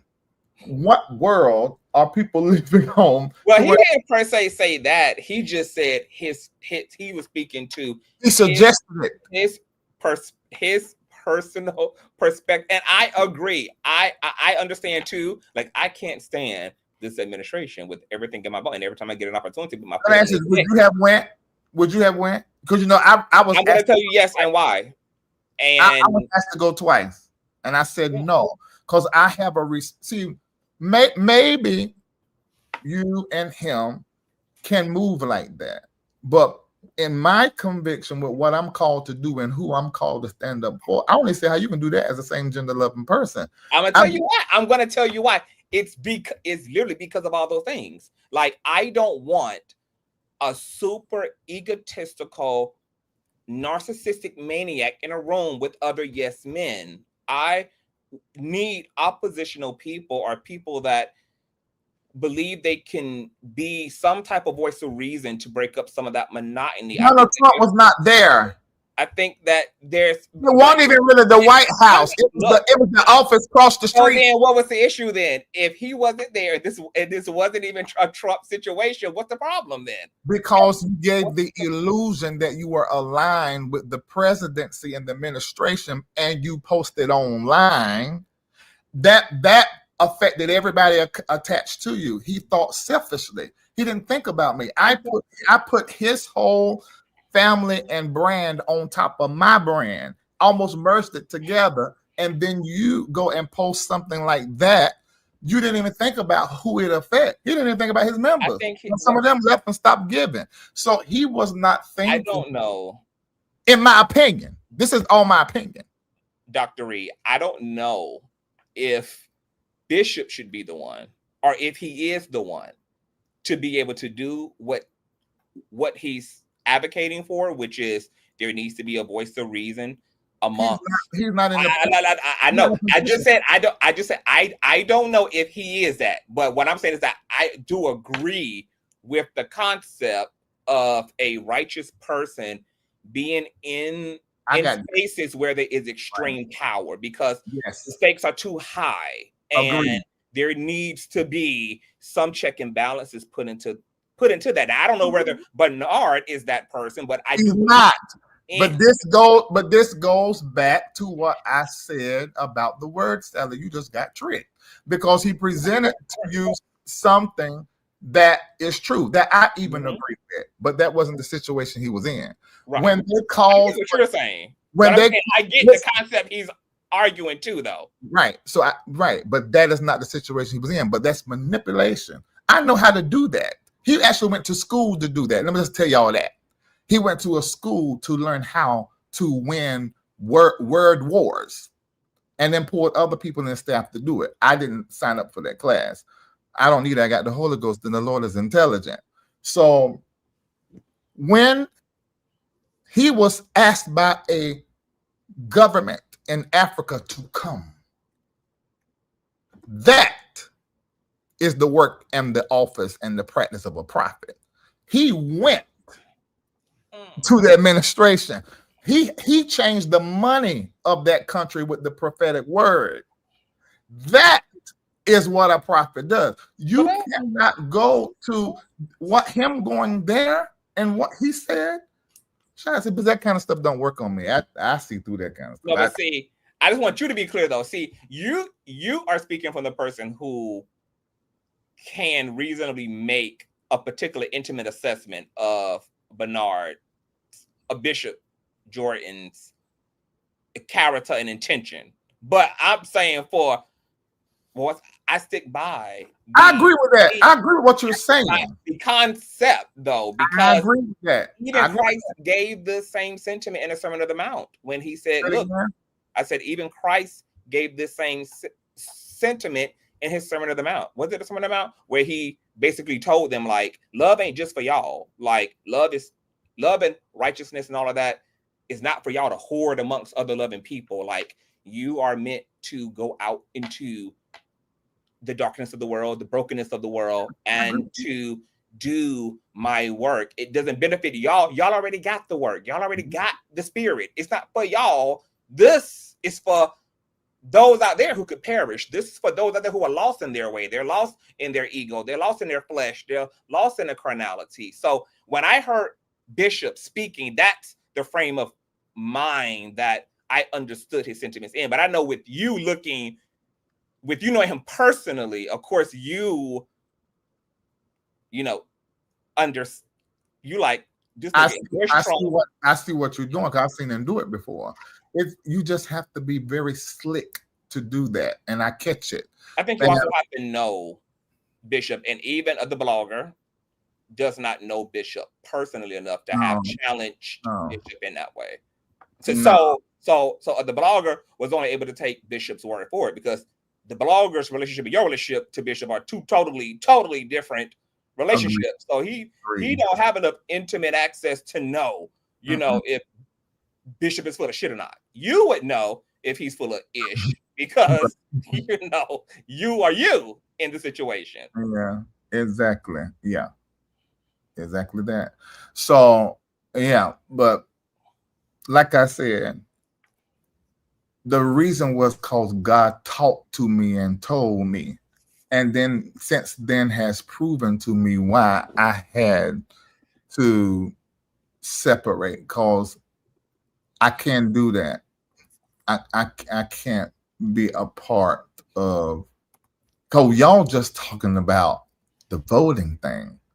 If I would tell you everything, then you'd be like, oh, it ain't about that vote.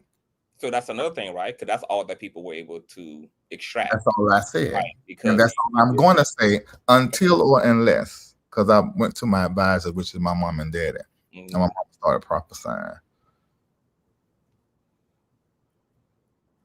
If they do anything else, oh God, this is not a threat either. Don't take it as that. I'm going to just tell the whole truth. And that go back to the Bishop Jakes thing. I'm not going to hold my tongue, because you are not going to keep hitting me. I let the letter get by. I let the interview get by. Then he made a clip out of the part where say can't stand to hear my name, put it on IG. I done a little 3-minute clip back. You did. And it was nice. It was nice. You did. But don't do that. You do not want to stop. Just move on. I mean, this it shouldn't have became all of what it became. And I'm not telling y'all everything that happened behind the scenes. Because I did say I was betrayed. You shouldn't. I did say I was betrayed. Yes. You don't know, I know. Right. And the other stuff that happened, he know, because he did it. And there was a lot of stuff. that just was pointless, in my opinion, because now you made it to where, I mean, and I hate to say it like this, I want to maintain my love and my honor and positive words on the past. I need for you to stop. And I ain't talking about coming out here and talking to a vlogger only. I'm talking about the behind the scenes stuff y'all don't know nothing about. Just stop. Leave my name out of all conversations. Just move ahead on. And just be thankful for what we shared. This don't look good. And I don't want to do this. I don't want to do that. No, I don't want to do that. No. Larry Reid has officially given the disclaimer that he's had enough. He understands. He have exercised diplomacy and patience and peace, but he is letting it be known that none of you individuals have a covering at this point, and that even if he has to put his foot on y'all neck, he would still be being reasonable. So just let it be what it is. Okay. Because you're not above giving them that work. Mm-mm. I think that's a okay. And I pray that that's what it is. Because a lot of people are saddened by you and the Bishop and the sword. Think about this. There are people who are alive because of us. Yeah. Through that pandemic. And I told it, we were talking about on Broadway in the bill thing to go out because they found us during that time and they were able to protect their family from sicknesses. There are so many positive, and there were people in my community that was also in his community, that was in his community, also in his community. So these people like split. That it didn't have to come to this. Even let me say this. When God spoke to me in November, I called my whole community together and they knew everything and they held it.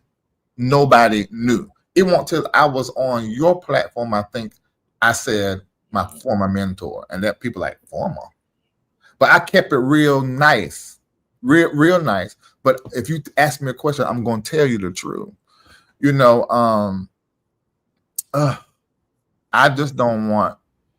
You don't want to get ugly. You No. don't want something that started in love and beauty to go down in flames, because it's not even necessary that it even ends that way. It can go out with some sense you can move on.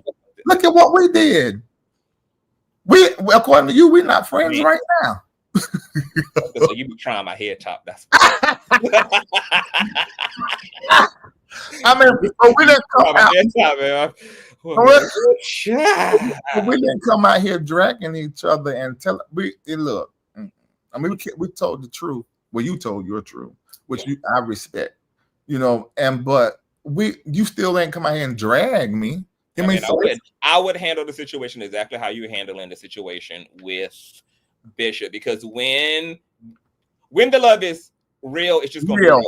It's just gonna be real forever. It don't go away. Love don't go away. And see, I don't think love hurts. And what I have experienced, I just would have not thought that. That's not okay. Yeah.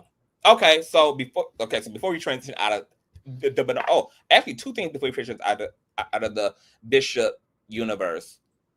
Now that you listen to the spirit, and then that gave you the space to see things that maybe your rose-colored lenses would have blinded you to, you got to really see in 4K once you let the situation be and let him operate, and you were like,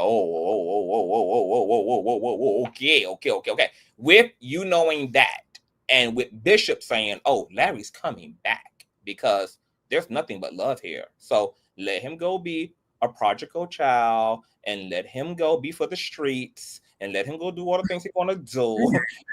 He will be back, and that came from the master prophet.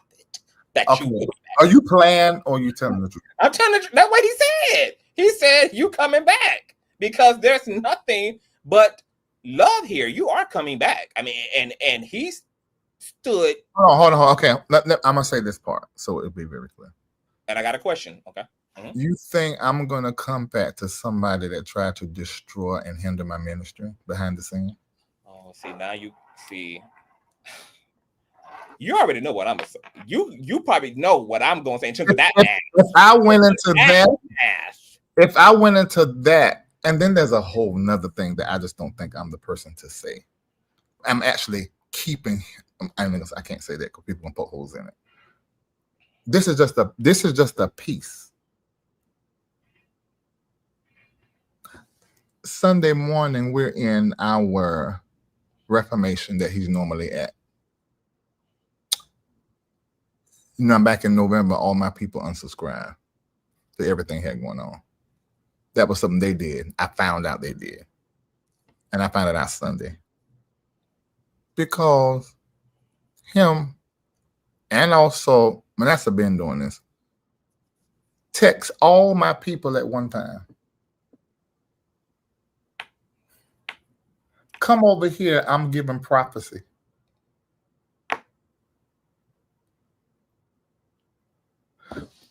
That's not even the tip of the iceberg.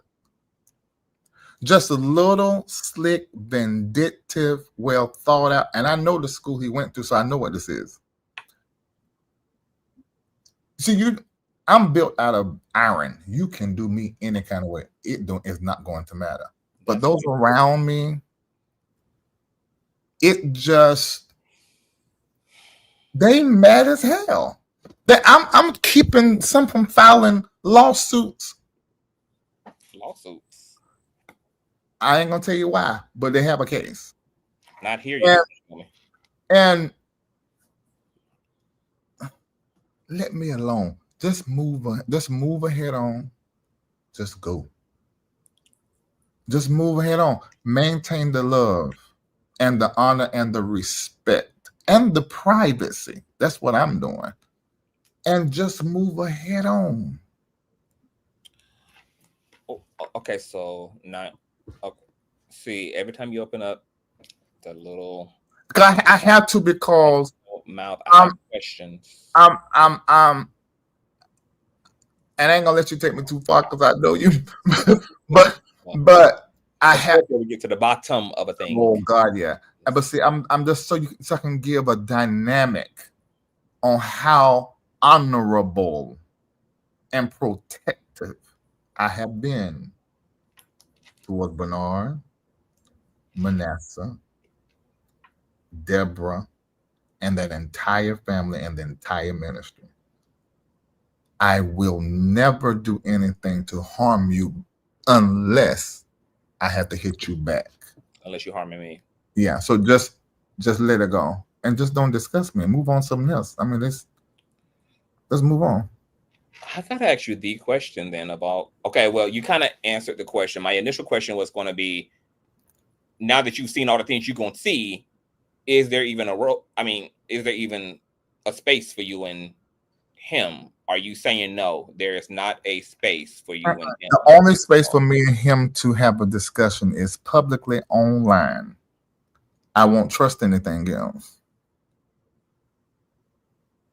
I asked for a sit down in January, and of course that's not talked about. It's not. And from that day to this, I ain't heard nothing from him, but he popped up online, which is the thing he said I did, which ain't true. Say he found out from online. I know that's not true. And I had a family where Manasseh went and told him before he already knew. He already knew. He already knew. He just said that for the narrative. I made sure he knew. Because me struggling to not write a letter, to not have a sit down, I would do little things like somebody I know he talked to that talked too much. You know, I would tell them, you know, it's just not true. I hate that I even have to, I'm in this position to where I have to answer these questions, but you guys that gave the 888 to me still give it to me and have given to him, and you are owed a truthful explanation. You don't have to know everything, but you do deserve to know the why, and the why is not the voting. If it was the voting, that was enough in my right mind Because when he told me, I wasn't thinking. It wasn't clicking. I was like, oh, that's rich people, what they do. But in my right mind, had I sat and thought about that of my own volition, I would have separated from him as my mentor. But it was the Holy Ghost that had to tell me what I've used to bring you here is not what I'm using to bring you there. And I had to become a yes there. So then it's like everything came open. I looked back like, wait a minute. Voted for Trump? I mean, I know that you were sort of favorable and you're rich and that, but do you see what's happening? You sure you can do that? I can't align with that. You know, so that's how it all started. And the text that became the things that just sort of verify that God know better than me. And I needed to be separated from that. Then it came into the new year, other stuff began. I see, you know what, now wait. So there was a whole Final Destination sequence, essentially. Oh, absolutely. Kind of began around all the way up until last night. Voting, but it now then dominoed into whole entire other manifestations and confirmations and situations. Yes. Sadly. All the way up until last night. All the way up to, okay, wait. So because I want to be crystal clear. A lot of people feel like you do speak a lot, but you also speak in parables. So I'm going to ask you straight up from the gate up. Are you saying, because you said that there are people who have enough of a situation going on with that ministry to where if they wanted to take up a case, they probably really have a case? They no problem. Okay, so thank you for clarifying. They have a case. Absolutely. Are you saying then that people should be wary and proceed with caution, or back out entirely due to what you are aware of? Now I just got to ask that because everything you said, I got to clarify, because there are people who are going to listen to this in the feedback and say, okay, so what is Larry telling me? Because I'm supporting so-and-so. Is he telling me to moonwalk it? Is he telling me there's something to be afraid of? Is there something to be scared of? Am I in harm's way? Because you just... I can't. I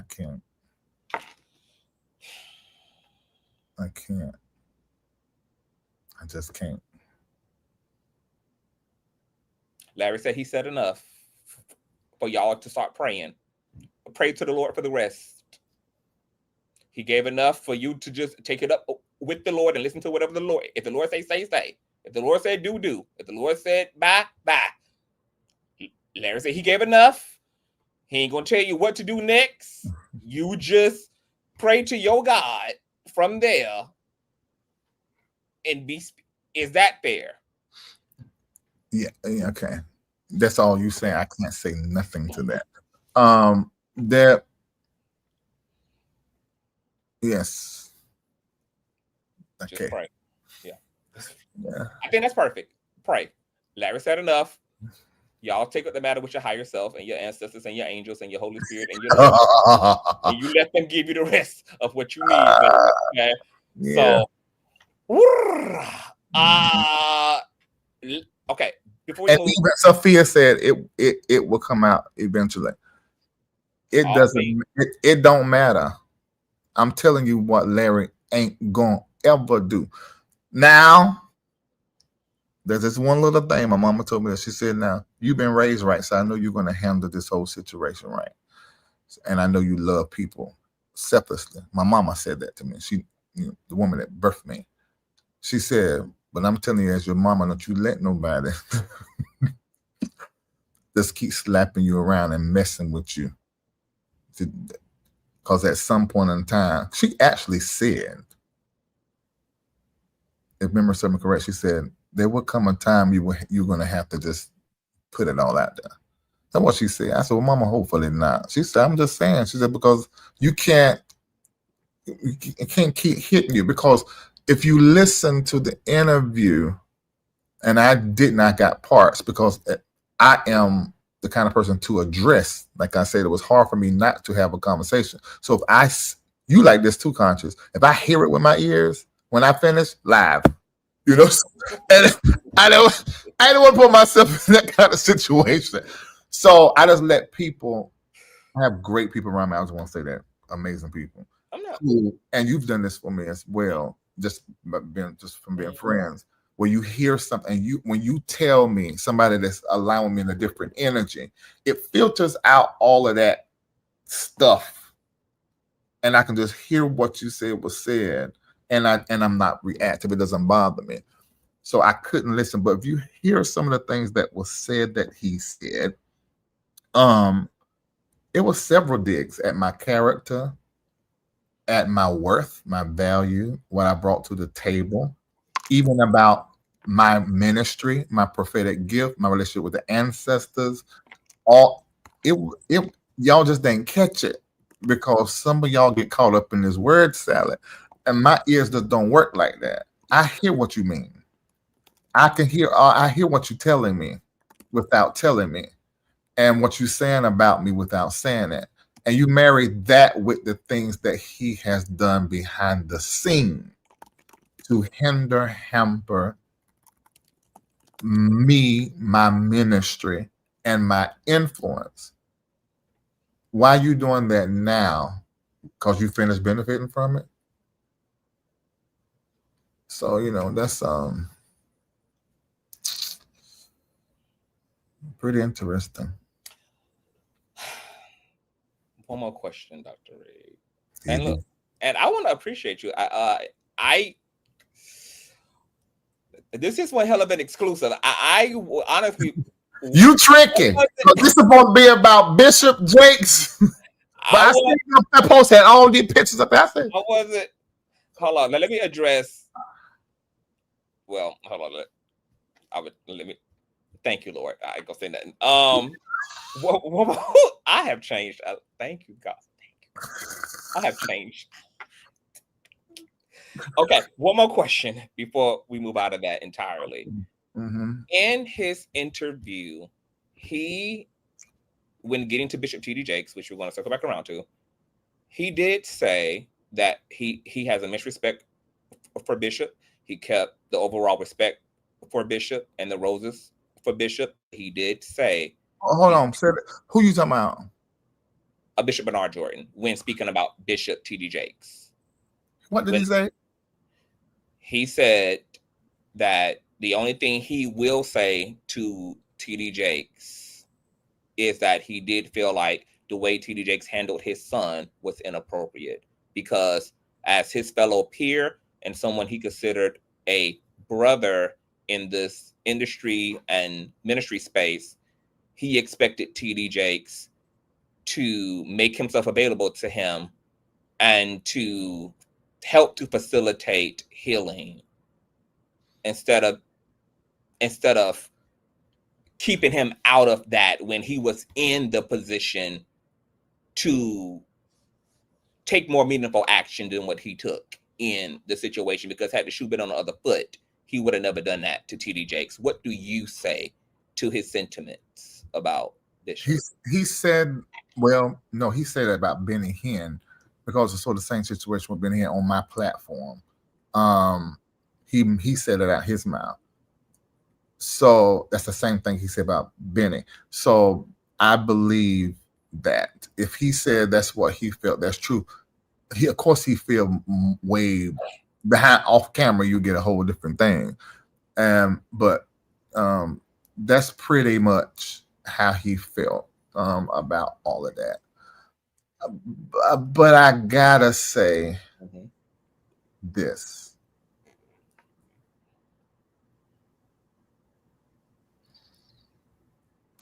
So let me ask you this, because I might not have to say that. Did he make it sound like that, oh, he just honors him so much he would never speak negative or do anything? He didn't have nothing to do with the Manasseh stuff or nothing like that. Did he say, how did he posture himself with that?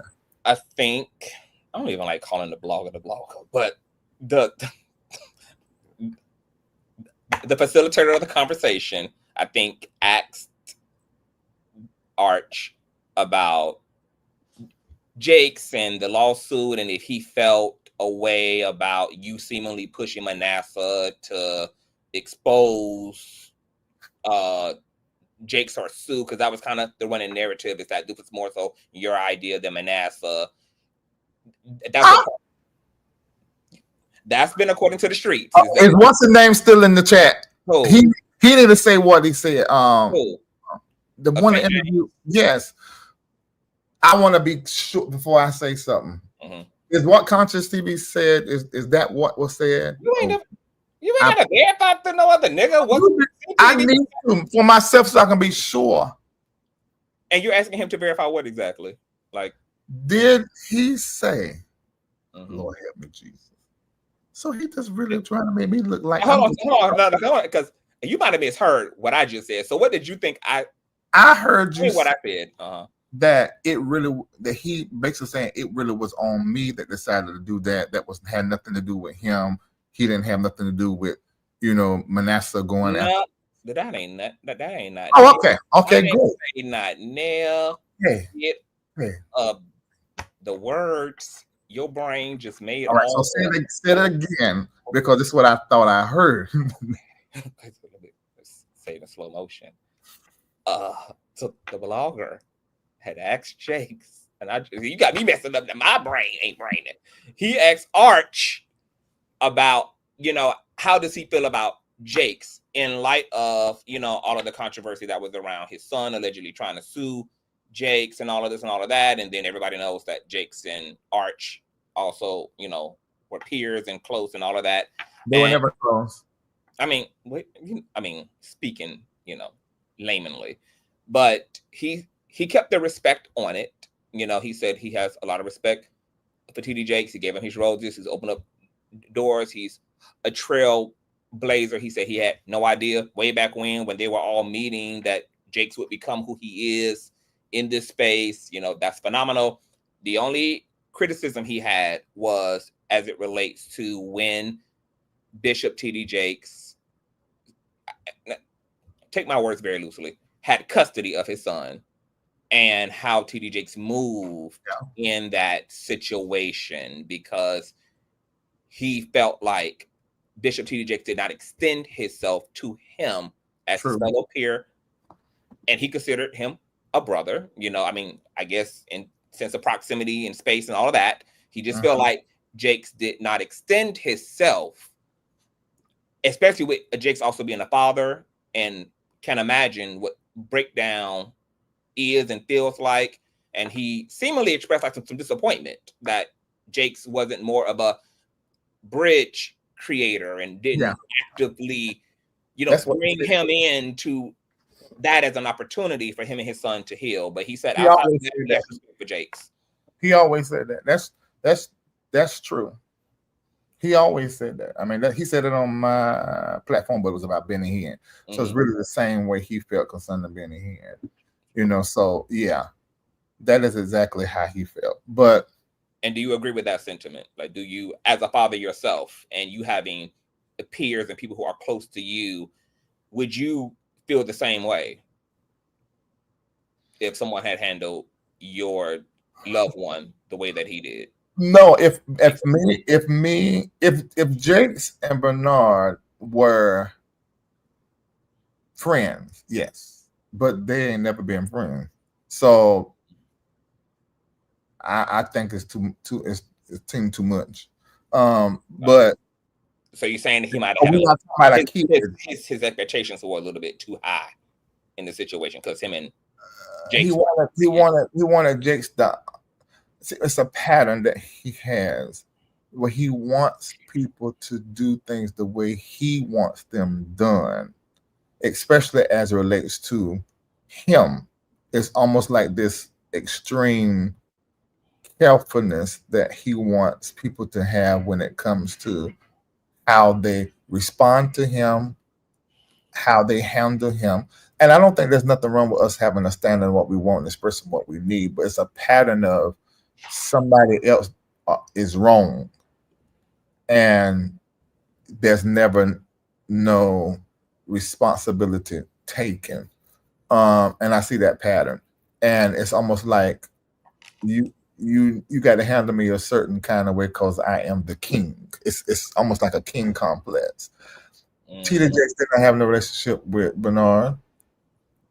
Manasseh left his daddy for his own reasons, and he found fathering in, or whatever you want to call it. Manasseh will have to tell you what it was for him in Jake's.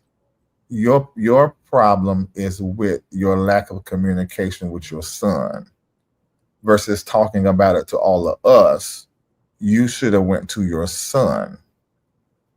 Jake's had no responsibility or anything that he needed to get. I don't agree with that. Y'all want friends. Now, if they were friends, whole different thing. Yeah. Mm. Okay. Okay. Last questions. Are you and Manasseh able to recover? Or is he in the same boat that his daddy in? See, me and Manasseh was okay. So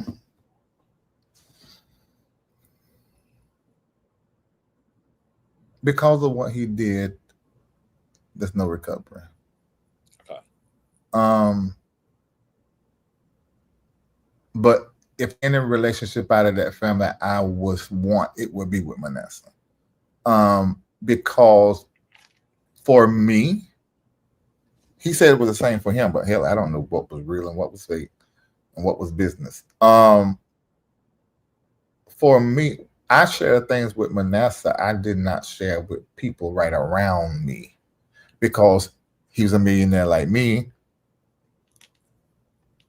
Our parents are pastors. We shared. If me or Manasseh went live and told everything that we know about each other, well, I mean, it would be Sodom and Gomorrah. It would be fire from the sky. Yeah, it would be a mess. But then I think about it, I done said so much, it won't be nothing new y'all ain't know or ain't heard of somebody say or speculate online.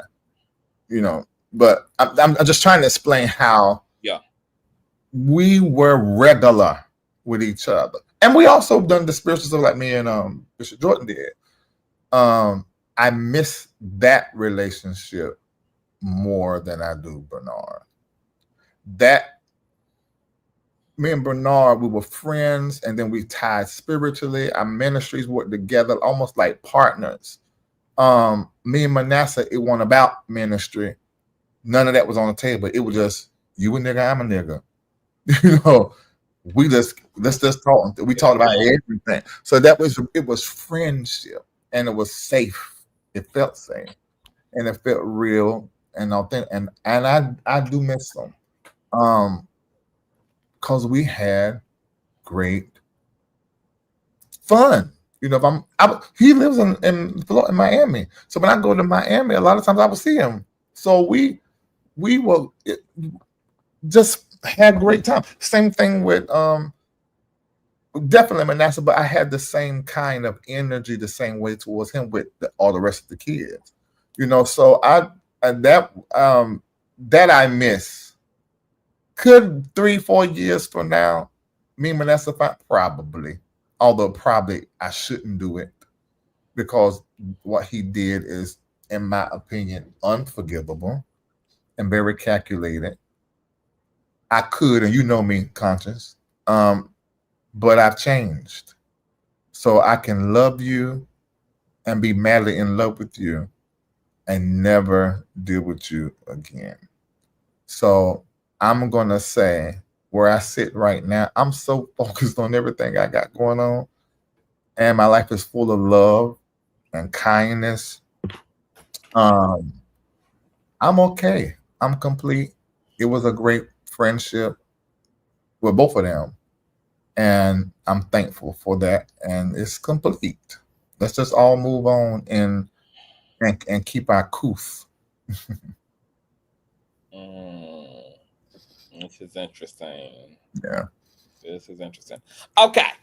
Fast forwarding. And thank you, Dr. Reid. You know, there's probably going to be several thousand think tanks. Yes. You know, we always said it out. We just gave folk content. They're like, oh my God, now I got content. You know, because the people that's not creative and really not that good, they have to always do content on other content creators. So we just gave them a good week run. They needed so they get their checks for next month. And I'm not even done with you yet. That's the bad part about it. Yeah, we all over the place. I know. We haven't even gotten to the meat and the potatoes, which is the finally, and that's if you still want to talk about it. Dwayne Youngblood, Tyrone Blackburn, this lawsuit, TD Jakes. My God, today, that it could not be more of a mess, Dr. Reid, than what it is. This whole case is an entire mess. Entire mess. That's what I'm talking about. It's like it's so filthy. I don't want to. I have questions for you. And one of the first questions I have is: do you can regret giving Dwayne a platform? And now you're able to look back in retrospect. Are you like, you know what? He could have kept that on the phone, considering all that's happening.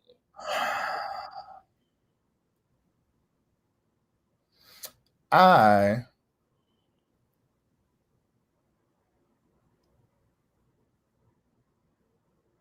don't regret the conversation. I regret doing what we do as content creators to stay relevant. I did not have to take that clip out of that 2-hour conversation when he talked about Jakes for minutes and put it on IG and TikTok where it went into millions, because I did that consciously. Because not conscious with the Z. It's that work thing, and I recognize that within my own self, because that's why I changed my content and how I approach stuff.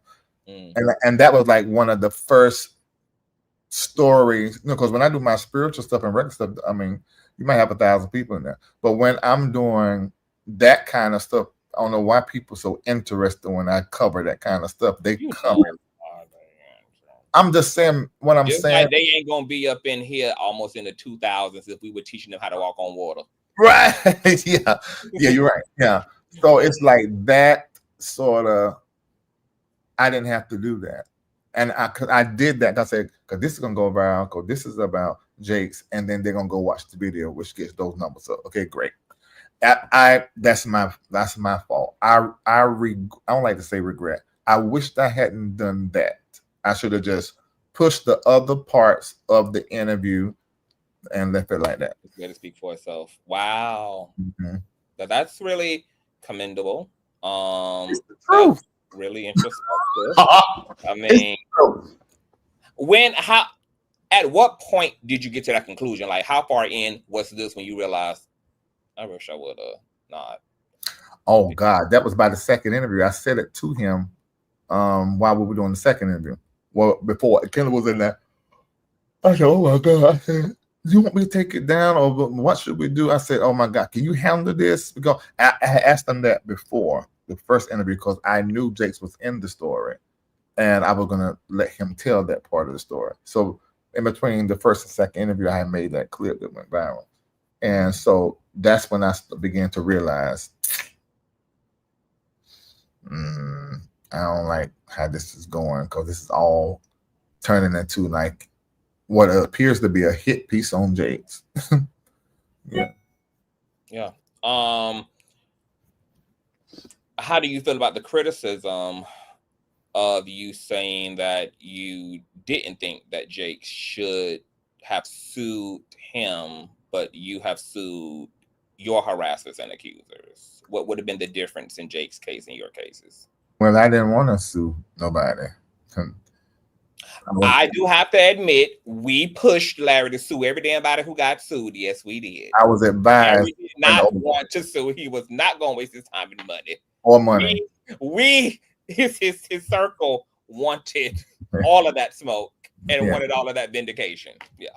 Yeah. No, I didn't. I still believe he shouldn't have done that. He shouldn't have spoke on it. He blew it up. That was. To be fair, because you isolating the clips and all of that, this shit went viral.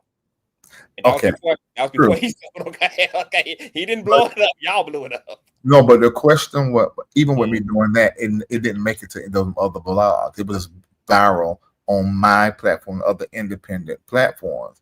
But because of him being the kind of Gemini he is, he couldn't handle that. So then he done something stupid. I still believe that. And he filed a lawsuit, which is dumb because it would have never, that conversation I had with Dwayne would have never attached itself to his name while he's on an international platform. He had to address the lawsuit that he filed. So that was stupid. I still believe that. Since Jake doesn't think it's stupid, what do you think is in Jake's mind about this lawsuit? I think it's a narcissistic injury. You think that Jake suing his accuser is a response to Jake's narcissism? Absolutely. And he thought he was going to be able to use that. This is my opinion.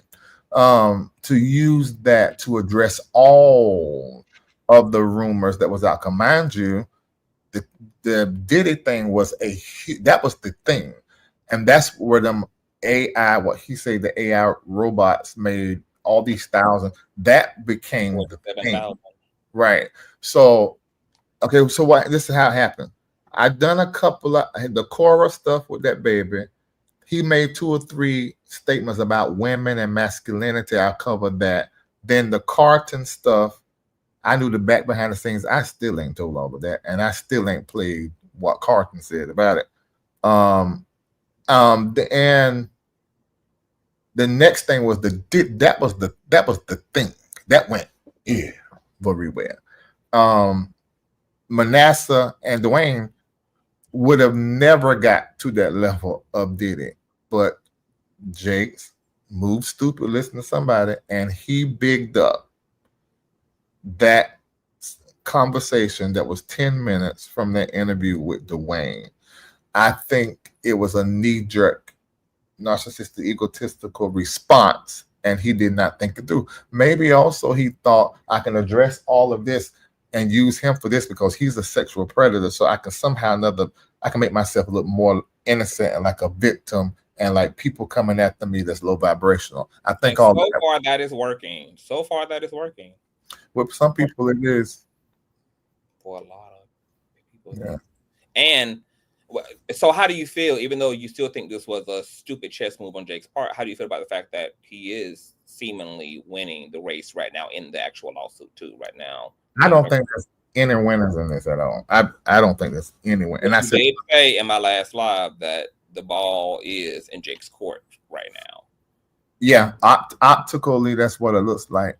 But I don't think there are any winners in this. They're both losers. Because now more people know that he's a sex offender, Dwayne. Now people are questioning, is Jake same gender loving or not? Or they know that there's some smoke, so they may feel like there is some fire because the Manasseh story, the Dwayne story, and the Diddy story, all of them pointed to same gender loving sex. That's where the whole power bottom, swallowed up, all that come from the Diddy stuff. So he lost. I don't care what happens, that is always going to be attached to his name forever. Forever. But maybe that's why Jake's needs a win, because the Diddy. That ain't gonna fix it. That's not gonna fix it. What? The internet. I'm gonna tell you how it fixes it. I'm gonna tell you how it fixes it, because if Jake gets a verdict in his favor in this Dwayne lawsuit, it's going to bring, because see, Jake's is kind of in the same seat that Tyler Perry is. Most of the community love these people, and they are fighting to not believe anything negative about these people. So if Jake's get this win, this is going to mean a lot for Jake's and the community of consumers and viewers and supporters that are invested in these people. And then for 2, it's going to do what Jake's intends it to do on the back end, which is it's going to bring now even more credibility and criticism of any other narrative that comes against him in the future. So I think he's also being futuristic in pursuing this litigation so that it helps to squash the yabba dabba doing on his name, even going forward. People be like, child, please, we already been through this. They done tried to run down on Jake's, the Diddy shit, the Dwayne shit. It didn't work. People were liars. People just out for blood. And so if anybody else now comes forward after that, you know, Jake can probably walk away from the rest of it now after he gets this under his belt, because it'll be, you know, it'll do what it to be done, and he'll probably be able to let it rest there. I don't see Jake suing anybody else. I think that these suits are intentional to help silence other shit going forward, and to just, to seal him up. And because, oh man, God, hold on, I got so many questions, Dr. Reid. Well, let me say this about what you just said. I don't think there's any winners in this, because there wasn't a public conversation questioning Jake's sexuality on a platform that big before. That's a loss. Now with his people, even right now, with his people that support, they still support him. There's nothing that anybody can do and say that stop that. However, things of this nature could hinder him professionally with sponsors and other stuff he's working on. So filing a case and winning possibly could help for that business. But when it comes to social media, and let me qualify with that, this is forever attached to his name. Nobody it's going to be forever attached to his name. When you get accused of something, it can be true or false. People make up their mind about it, and whenever your name come up, they're going to say that thing. So there's no win in that. I just wouldn't have done it. And maybe that's because I built all of my businesses and took them all to the next level through social media. Jake's built his wealth and fame and name on TV. So it's a whole different audience. So maybe he felt as though, I don't know. But for me, I don't see either one of these people as winning. I don't think it's a preference thing. I mean, I don't think it's a right or wrong thing, but more so than it's just a preference thing. Like he's doing things in a way that allows him to feel better, or to satisfy whatever he recognizes in his world needs to be satisfied. And this was necessary according to whatever those observations and points of attractions are to Jake. Look at me. The stuff people accuse me of, and I went to court and judge to say this is a farce, ain't a truth, all that ain't changed nobody comment on social media. But we also recognize, though, even in your case too, that still on the business front, it was good that you did, because because King the business came back, and that was a no. Yeah, I was gonna be a no anyway because the money wasn't good. But something done happened, because the episodes I was in, they doing me real well. Them checks been coming really nice and in handy. Amen. I will be expecting a piece of those checks when this is done today. Yes, this is a self-funded platform here. Okay. Very generous. Hard-hitting question. Do you feel, because you said in my last live that you spoke to Dwayne, and Dwayne said he's tired, and he's blaming this on Tyrone, the way that Tyrone is blaming all this on ChatGPT. Does you feel do you feel any, I guess, responsibility in this matter? Like, damn, this really turned out kind of jacked up. Dwayne is checked out. He's over it. He's being dragged through this legal process. Jake's is upset, trying to reclaim his reputation. Tyrone getting chewed out and making a fool of himself in the entire lawsuit. I mean, it looks like an entire train wreck. And how do you feel about the fact that you facilitated the origins of this train that has definitely ran off the cliffs? I don't feel responsible, but I was the platform he spoke on. I can't disappear that. And you do know that he did it intentionally through you, because he said he wanted to create the nuclear that it created. Yeah, he wanted to do through me, because this is what he said. He's only done it through you since. Yeah, he said he was watching me in jail. He said he contacted, I don't know if I want to say the person's name, but everybody know him, because he knew me. And he was like, let him know that I want to tell my whole story about me being a predator, and I'm no longer a predator. I didn't know Jake's was in this story until I talked to him from jail, probably about a year before I interviewed him. And I mean, it didn't matter. The story itself was more exhilarating to me. That's why it wasn't titled anything with TD Jake's name in it. It was about from under the abused to the abuser. And I never had interviewed anybody who accepted both ends of the stick. And that was phenomenal to me. So I do not regret or feel any regret about doing the interview. If there's anything that I feel like I am responsible for, is making that clip to push people to my platform to get the numbers up, which is that thing that sometimes content creators we get into, you know, playing with titles and try to make it you click on and stuff. And I don't want to do that no more. So, which is the reason why anybody asks me they want something taken down, I take it down. I took down how many videos.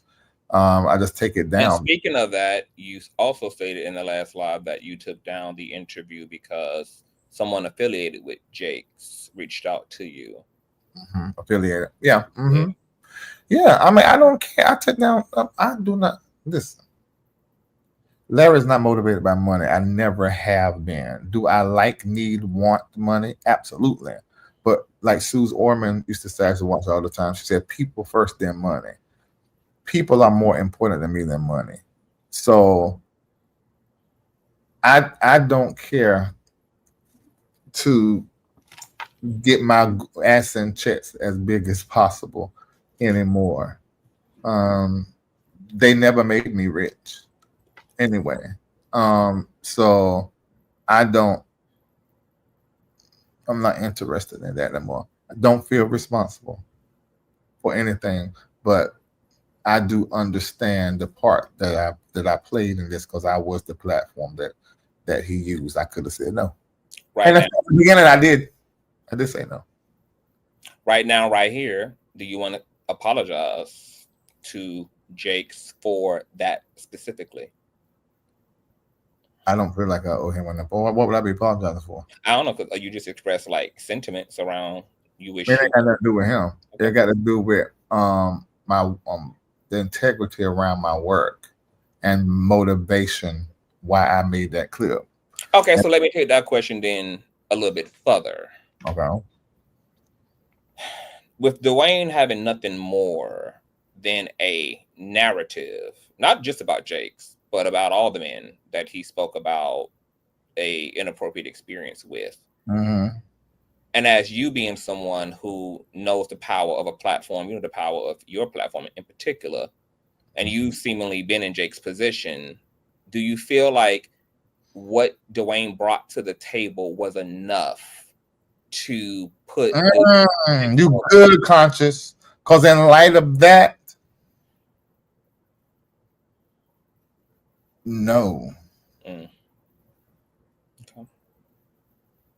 I was more focused on the abuse to the abuser because I'm trying to turn over a new leaf and do stories differently.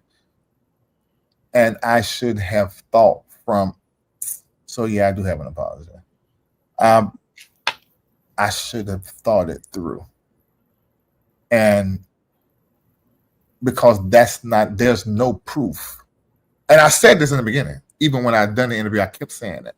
This is his story. There is no proof that any of this happened at all. There's none. And I said this when I covered the Diddy stuff. I said, there's no proof at all concerning Jace, but this is just the story. Now, the Manasseh story, I did have proof. I still have proof. So that was different. And I actually spoke stronger with the Manasseh stuff because I had so much proof. But with the Dwayne, I let him talk, and I would just interject here and there, but it was what he said. So yeah, if Jake's or anybody from his team happened to hear this, I do hate that I allowed myself to make that clip and not consider the impact that it will have outside and beyond the positive impact for my platform and Dwayne's story. Yeah. Yes. I'm glad you asked me that question. Let it open up a part of my brain. Yes. Only somebody who really. Let me not even say that. Yeah. Wow. Another heart. And y'all clip this. Put this on TikTok the way y'all did that. Dang it. It was okay. And clip all the subs in the neighborhood talk, all that. This is loud and all this says y'all all when it's low down and gutter. Another hard-hitting question is, since your platform is known for being a space of righteousness and truth and check and balance and calling out kind of the bad guys of Gotham and those who are cosplaying as bad guys as Gotham, do you feel the need, considering some of the things that have happened in this lawsuit, because you also have always branded yourself as, I'm not biased, I will call the truth to the left or the right. Do you feel that you can also criticize Dwayne and Blackburn for playing games in this lawsuit? Because they have literally been caught in red-handed, flat out lies and schemes. And it don't get it ain't even no if, ands, or buts about it. They have been caught playing mad, crazy mind games in this lawsuit. And some of the stuff really, it really destroys both of their credibility. It obliterates it. It obliterates it. Okay, let me say something about that. I didn't talk on this case for that reason and other reasons over and over, because I didn't want, there's something between Jake's counsel, possibly Jake's and myself. So I wanted to separate myself from, so I just didn't talk about it. Let everybody else talk about it. That's number one. But I saw something in the chat I need to address. I never said Bishop T.D. Jakes was something you said, but this is what I did say about Bishop T.D. Jakes. I said Bishop T.D. Jakes, from what I saw, is absolutely same gender loving. That's not my business. It's not something that is a salacious detail. It was part of the story that I was doing with Manasseh, and it was in my face. So I showed y'all the little weak stuff. That's the whole reason why I first started my Patreon many years ago, because people wanted proof. They wanted to see what I saw. I don't do that no more. Receipts, receptacles is what I call it. And I saw it, you didn't see it. So that's why I said what I said. And I will say it anywhere because I saw it. There are certain things men do not say to each other except that they like each other. And that's what I saw. You didn't see it. You just don't like me, so you think I lie or make up stories. Enjoy that and make all the money you can make from doing that. But it's just not true. It just ain't true. Okay. So back to the initial question, how do you, because people are holding you, well, first, you're tied into this thing in two different ways. It started because of your platform. It spun because of your platform. And then for two, this is kind of like your story because you did it. So now people are expecting your commentary, which you have a choice to give them or not to give them. But considering that there is, once again, a lot of integral things going on in this litigation. Does this even change the way that what you think about Dwayne Youngblood? If he's willing to lie to the courts, if Blackburn is willing to lie, then what for you who chose to respect what he had to say about Jakes and everybody else that had allegedly scarred him and abused him, does this change your relationship to what you think about his credibility as a person? Because in the spiritual community, we have an old saying that how a person does one thing is typically how they do all things. Yeah. Now let me say this, because I ain't trying to start no fight with nobody, but maybe there's something I don't know because I haven't seen where Dwayne lied about anything. Okay, so let me give you two Starking things. You ready for this? Yeah, tell me. Okay. So remember in the beginning of this litigation, Dwayne made a big fuss in order to I guess, intimidate Jakes, to get him to back down by saying, look, I got people who ready to come forward, Judge. These people are on board. They're ready to sound off. I'm coming with an army. I mean, and we read it line by line. He was dead set on convincing the courts and Jakes that there was an army behind him, and that he verbatim had spoke to a plethora of Jakes victims who had been even more victimized than even he, who were willing to come forward, who were ready to write up affidavits. I talked to them people. And who were ready to sound off. Well, actually, I don't know if the people I talked to are actually the same people they referring to. So that, yeah, I don't know that. So then when it was lights, camera, action, and it was time to go into battle, he submitted, I think, 7 or 8 affidavits. One of those was from his wife. Another was from another person. And then the other was from his brother, Richard Youngblood, who had alleged that Jakes had also jumped his big ass into bed with him at some hotel. And, you know, he had woke up to a mid-sized penis in his cheeks. And there was a whole confrontation around this. I missed all of that. Oh, you missed all of that. You missed the good parts. All of that's new. The interesting parts. Okay. I ain't know nothing about it. Okay, but put all that aside. Put the wife, put Richard Youngblood aside, and put this other person aside. Okay. Do you know that Jake's attorneys discovered that the rest of those people, aside from Richard Youngblood and the wife and the other person, were all also criminals and registered sex offenders that Dwayne had write up affidavits. And these people were not testifying that they were victims of Jake's.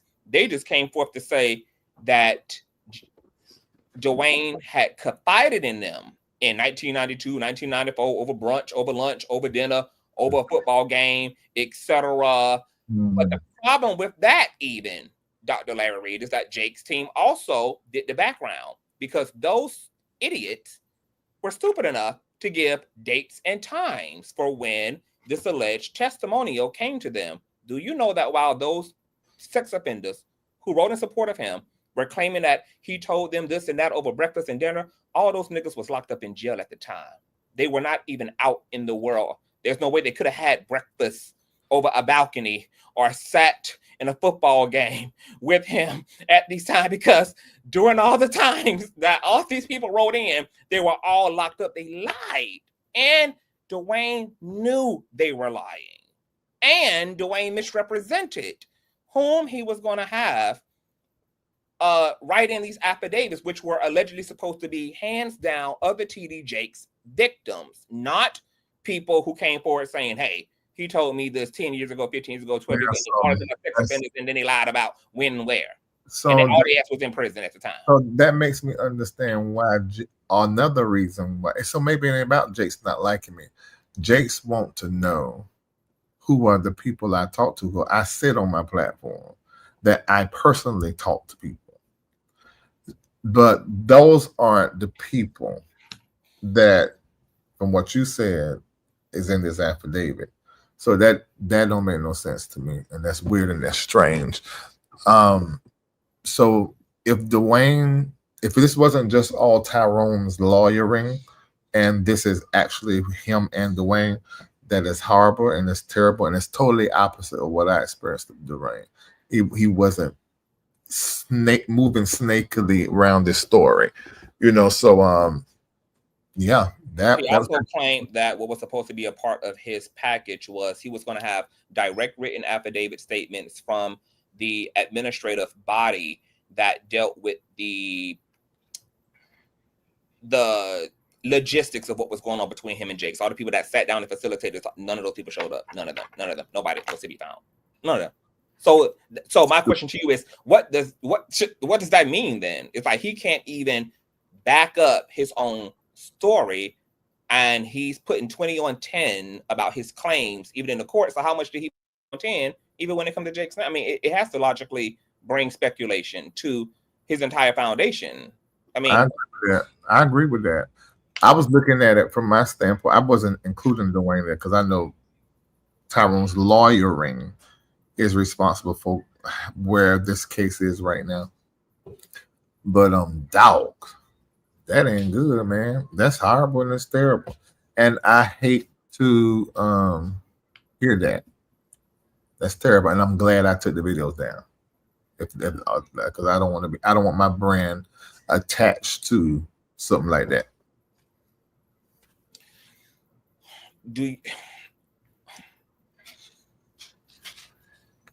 I should be the one eating the popcorn. Oh, that's great. It's been long. It's 2 hours and 40 minutes. Exclusive breaks all of his silence. Yeah, I gotta be careful thinking about what you do because you go into everything. Half of this I ain't even want to ever say. And this someone, okay, go ahead. Now to the comments, who I haven't paid attention to because I know most of them low vibrational, but Trolls. I agree that it's not Larry's responsibility, but the reality is this was Larry's story, and he launched this story into social media, and so these questions are very relevant in terms of what he now thinks about some of the things that are being revealed throughout this lawsuit. Now, you also was in my live earlier. You know that Tyrone Blackburn has now been held accountable by the courts because he used ChatGPT and Siri and what the judge labeled artificial intelligent hallucinations to conjure up the two motions that he submitted in an attempt to get this lawsuit dismissed. And now he seemingly has been found guilty of attempting to defraud the courts, and he's going to be liable for sanctions as well as punitive and attorney fees on Jake's behalf. And the judge opened up the entire discovery on Blackburn. He literally, she pulled out that he has been practicing, he's been operating without ethics as an attorney from the very beginning, and that he's been reprimanded by other judges in other cases in courts who have found his filings to be replete, who have recommended him to the grievance committees, and it's nuts. You know what? I'm so glad I took the videos down. That I don't want nothing to do with that. And thankfully, the last few articles I seen covering, I was just placed as the platform he told his story from, and I'm glad about that. Because, bruh, I heard on another platform that Tyrone was off the case, so I called Dwayne while I was in the chat of that live to get the full story. So that's why I said what I said in your chat, because that's what he said. Now, I don't know where the truth is at. I'm just telling you what Dwayne said. Mm-hmm. He said he was tired. It was Tyrone that was elongating this case. This could have been over. Yeah. He told me before everybody knew that he told me this part. Before everybody knew, he told me that he did not see the whole initial letter. Which he never told me that before. I don't think. If he did, I forgot it. And if he did, I probably said it on the show. And I remember I said, if I'm going to make a mention of this letter, I need to see it. And he sent me on the top part. So I said on my platform, I've seen the letter. I think the next live I said what was on the top part. I done shows back to back when all that happened.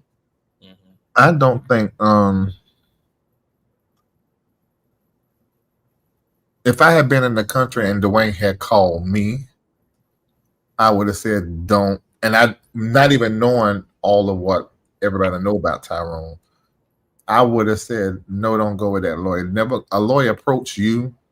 You probably don't need to use them because they see something that they want: clout, popularity, a check. But Dwayne had Tyrone to reach out to him on TikTok, according to what he said, right when he was getting threatened by Jermaine Jakes, which is Bishop's son, and he was sort of freaking out. So Tyrone is the one that then addressed Jakes, and in that letter had that $6 million thing, which became the bane of my existence, because then it began to be Larry wants $6 million from Jakes. I don't know how. Jakes ain't never touched me. Ain't never told a story. It just became about me. You know, that's the downside of being popular and a great clickbait online in certain communities. And somebody said to me, "Why you talking about you bigger than Jakes online?" I said, that ain't know what I said. What I'm saying though, when it comes to the names that you're gonna use in order to get clicks, it was me first. It's still me. Jakes became relevant because of Diddy in these communities. It's still me. And so the downside is people get paid to lie and to hate on me. I'm comfortable with it now. And I wish Jakes was comfortable with it and never filed this here lawsuit, because then we could be talking about something else. But Tyrone lawyering is not proper. You know, it sort of reminds me of that Ponder guy. It seems very similar, and a little bit of whitehead. That's interesting. I think they came out of the same box. It's energetically, it's very similar. Very similar. So that's oh, look at this! My CTV is mesmerizing. Don't you agree, Dr. Reid? Yeah, all right. Such a hater. This is why I'm cool. Hater.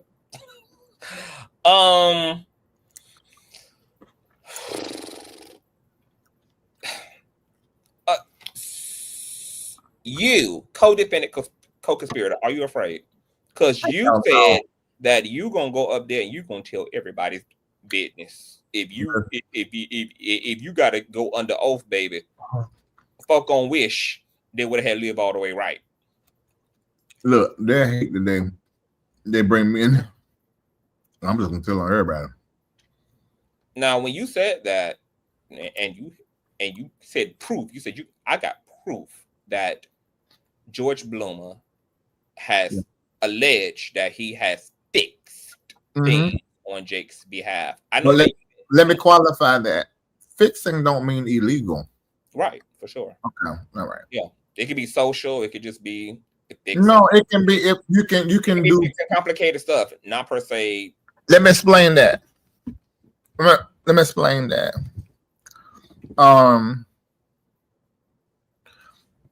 A fixer. Y'all saw this on Empire, I think it was. You can work the law in your favor. So let's suppose, okay, I'm using myself, so I'm not getting no trouble. Okay, let's suppose someone in my life, we have a sexual encounter. We're no longer dealing.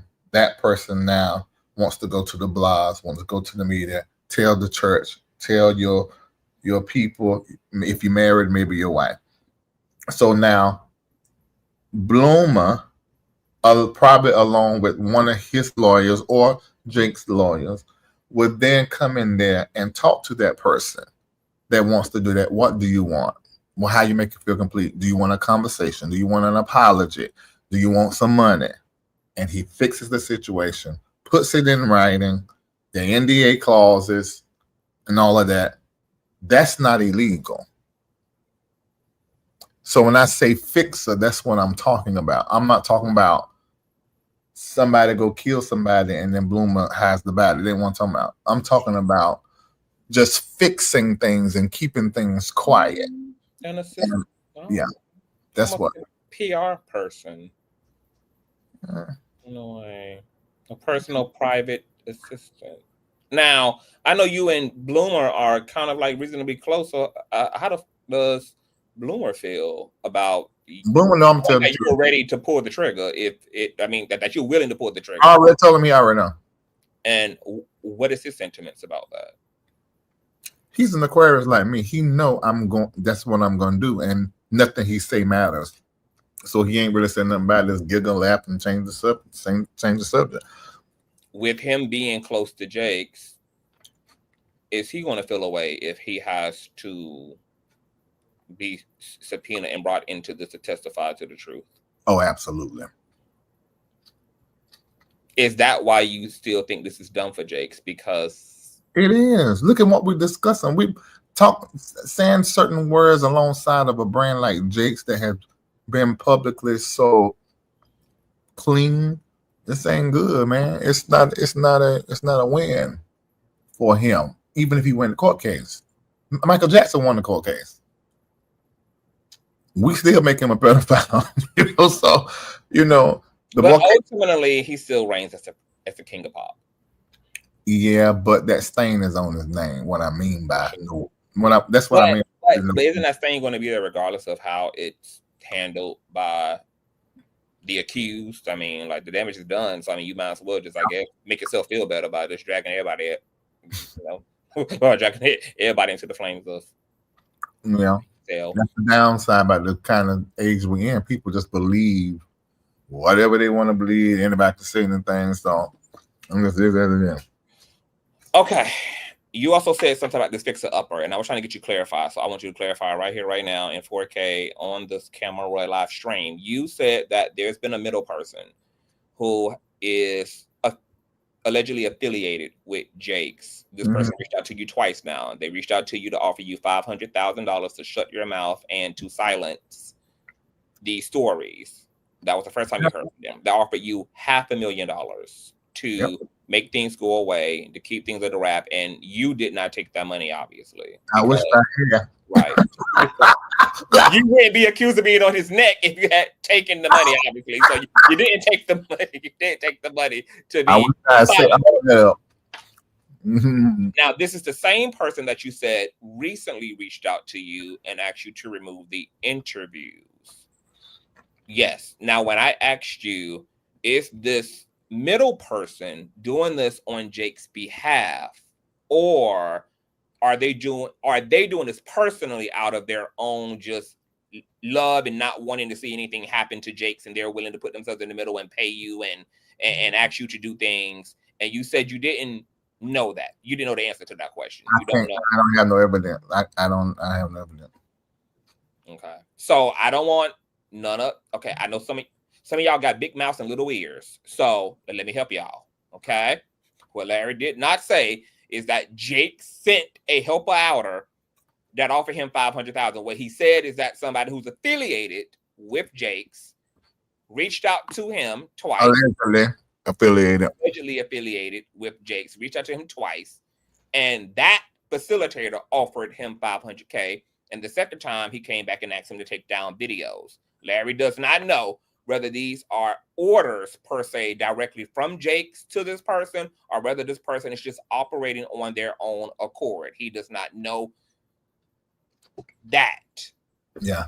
Now, you say allegedly. So have you not seen any proof of affiliation? You haven't seen any pictures? I would have to be on the phone with them as they're talking to Jake's and hear it, to be sure. Nobody else. And they haven't provided that. They didn't offer that at all. But I've had that situation with somebody else. So, yeah. Are you afraid of these statements coming back to haunt you and Jake's suing you for claims that a middle person is acting on his behalf to get you to silence? Are you afraid of them making... No, because I said it the right way. I said it the right way. I said, I do not know. I can't verify. I kept saying that whenever I always said this habit. I done been sued so many times and sued other people so many times. I want you to think real carefully, because there are audience members who are saying in the past you have spoken more emphatically without putting that type of disclaimer or nuance on it, that you have labeled this person as one of Jake's fixer-uppers, contacted me. That's George. They're conflating. I said I speak emphatic about George being a fixer. I never spoke emphatic about this person. When I brought it forth, I said very clearly that it was somebody represented themselves as of Jakes. I can't verify. I don't know, but they said. I didn't. If I had said it emphatically, I would have been in this lawsuit. If I said anything, because you see, they was gunning for me. If I said one thing that was defamatory, they would have put me in this lawsuit. I agree with that. Absolutely, but I didn't, because I was very aware. Every time I talked with this guy, Dwayne, I was purposefully and intentionally letting him talk. That's probably one of the interviews I talked the least ever. I let him use my platform. Mind you, initially I didn't want to do it. Mm-hmm. So I let him do that. Mm-hmm. Mm-hmm. Okay, so I want to speak to the audience real quick. I want to segue real quick because I see y'all comments in the audience, child. Hello, audience. I want to say this though to the people who are saying Larry, and look, I'm only here to just look. The facts are the facts for me. I know because some of y'all are team this person, y'all don't like when the facts don't land in the favor of the people. But I don't got no type of investments. The information is information. The truth is the truth. It is what it is. So the people who are saying Larry has said this, Larry has said that, my question to you all, because I'm actually interested in y'all critically replying to this. How do y'all then explain the stuff y'all are highlighting as this and that and the third, and those things not even showing up in the lawsuit? Jakes has yet to mention 500,000 or a helper outer. He's yet to. I done went through this before. This why these people online don't really matter. They're just doing what they do, because I done been in this before. You might find me saying one of Jake's people hit me up, and you isolate that clip. But in that same live or the next, when I keep qualifying, I don't know. Just like when I was on the thing with Dwayne, I said, this is his story. We don't know what the truth is. When I covered Jackson did, I said the same thing. These people would love to sue me. Them lawyers trust me. They scoured my videos looking. They were so detailed about the stuff I did say in the first initial one. They went through all my videos.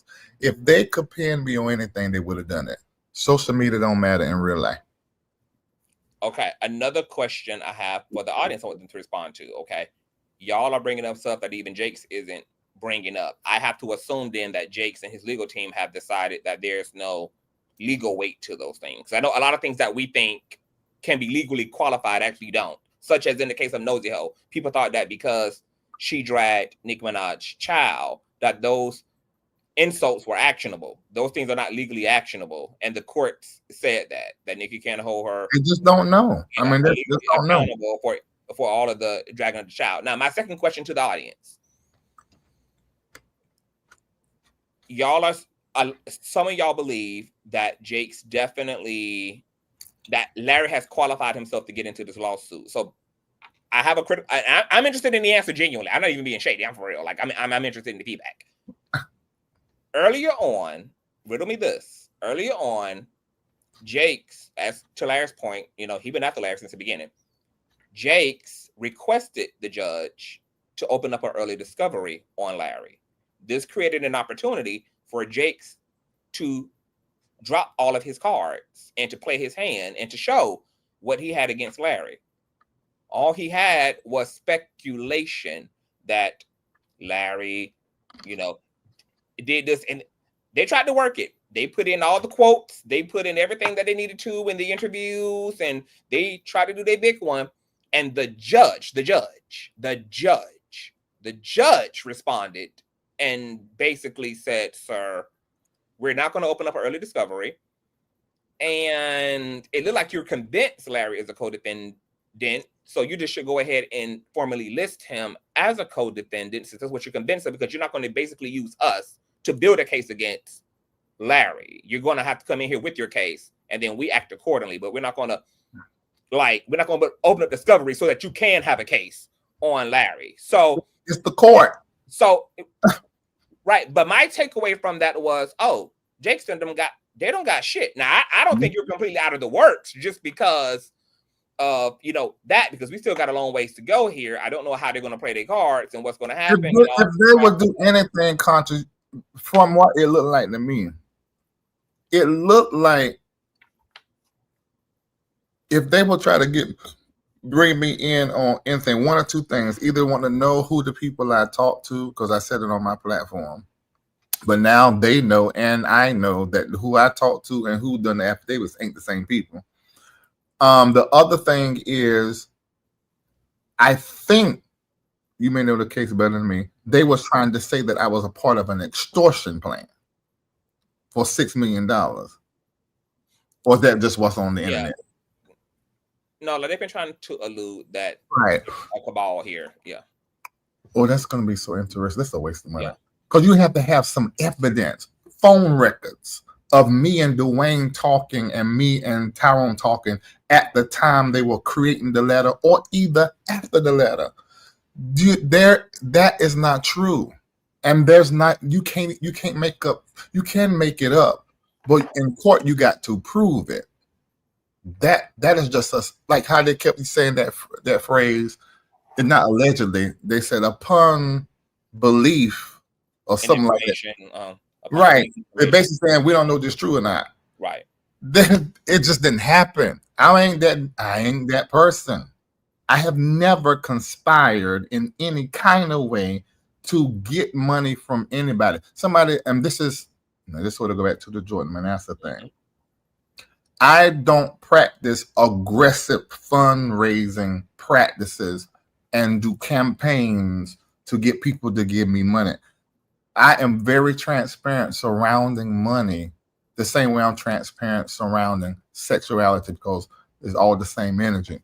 I don't move like that. If that was what Dwayne and Tyrone was doing, talk to them. I was not even around. I was not even in the country, which, that's a whole nother thing you told me tonight before we got on the thing, that people are saying I'm moving out the country behind Jake's. Man, and you got going over and building a mud huts in Ghana. You got to be all kind of stupid. It just go down my timeline. Before these cases was even filed, any of this was going on, I was outside the country building businesses. Man, y'all just say you don't like me. You believe I'm a liar. You believe I'm everything they say online.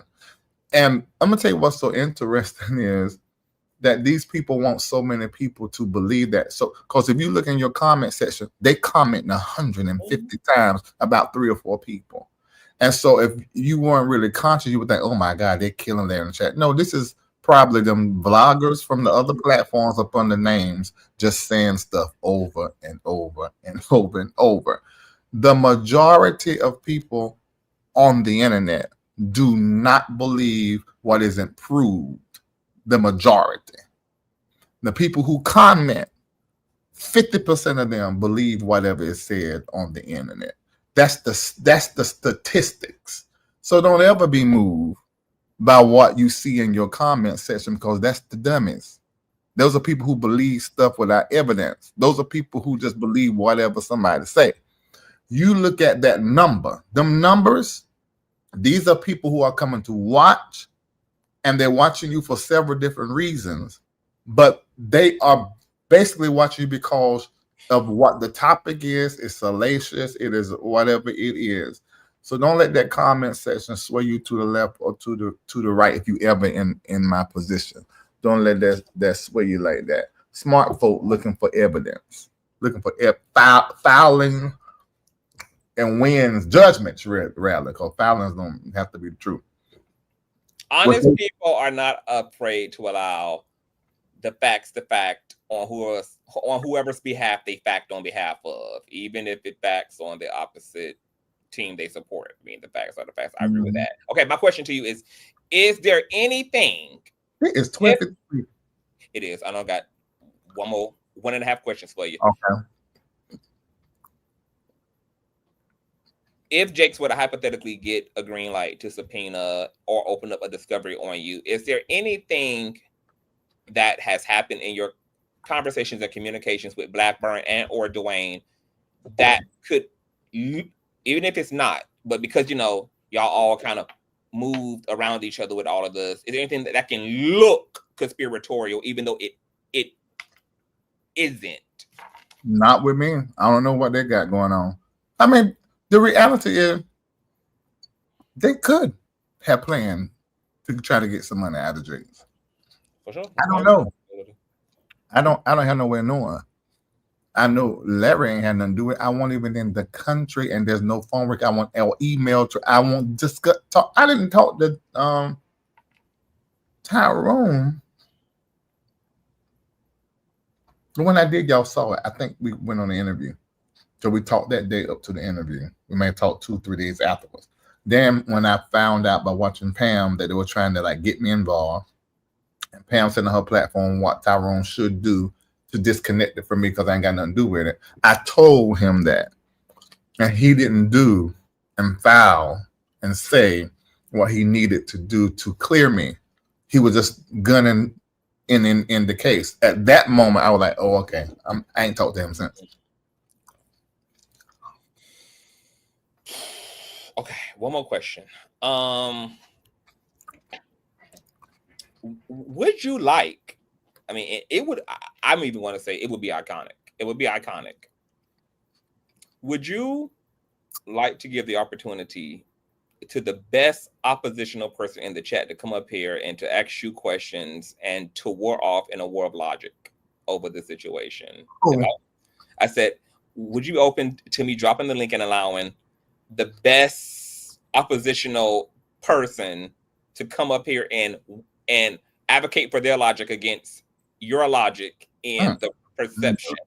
Absolutely not. Because I'm going to be honest, Dr. Reid, because, you know, I put my ear to certain platforms because, you know, I got to keep up with what's going on. And I'd be like, I wonder what these conversations would sound like with everybody at the table. Like, I wonder, because, you know, right now, everybody talking to each other, but not amongst each other. And I'm just like, I wonder what this would look like. And if it would, because whoever takes that L will have to take that L. If the other part has to take that L, I mean, they can't live that down. Yes, they can. Look.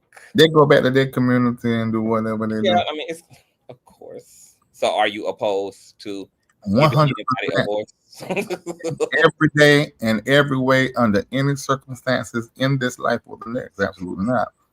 And you know that I've changed a lot because the old me would. I don't give space for people that are illogical. I find, why would I give space to somebody who's allowed people to come and tell unfounded? No, it ain't got to be that person. I'm just saying, you know, it could be. It ain't got to be. It's gonna happen. What, like Oprah? Yeah, but Oprah definitely watches me. Hi, Oprah. Right. What I'm saying is, on the internet, for me, if somebody give me hard question and ask me hard stuff, it's you. Yeah. Ain't nobody else. Who else I'm gonna do that with? I'm not gonna do that. That don't make no sense. I'm giving somebody clout. I'm not giving that. I had to work for mine. You work for yours. Larry said, "Keep talking about them, baby, and make them numbers work." Right. Exactly. Well, I think that this was a great exchange. Yeah, you ask a hard question. I like that. You made me think.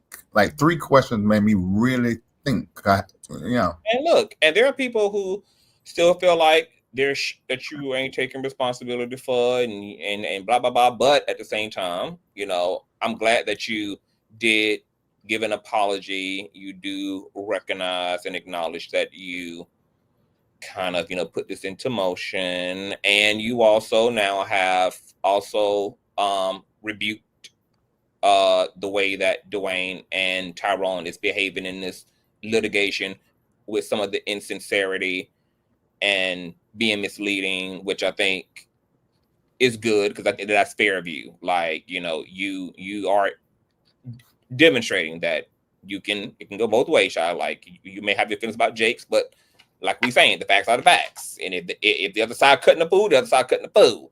And they are.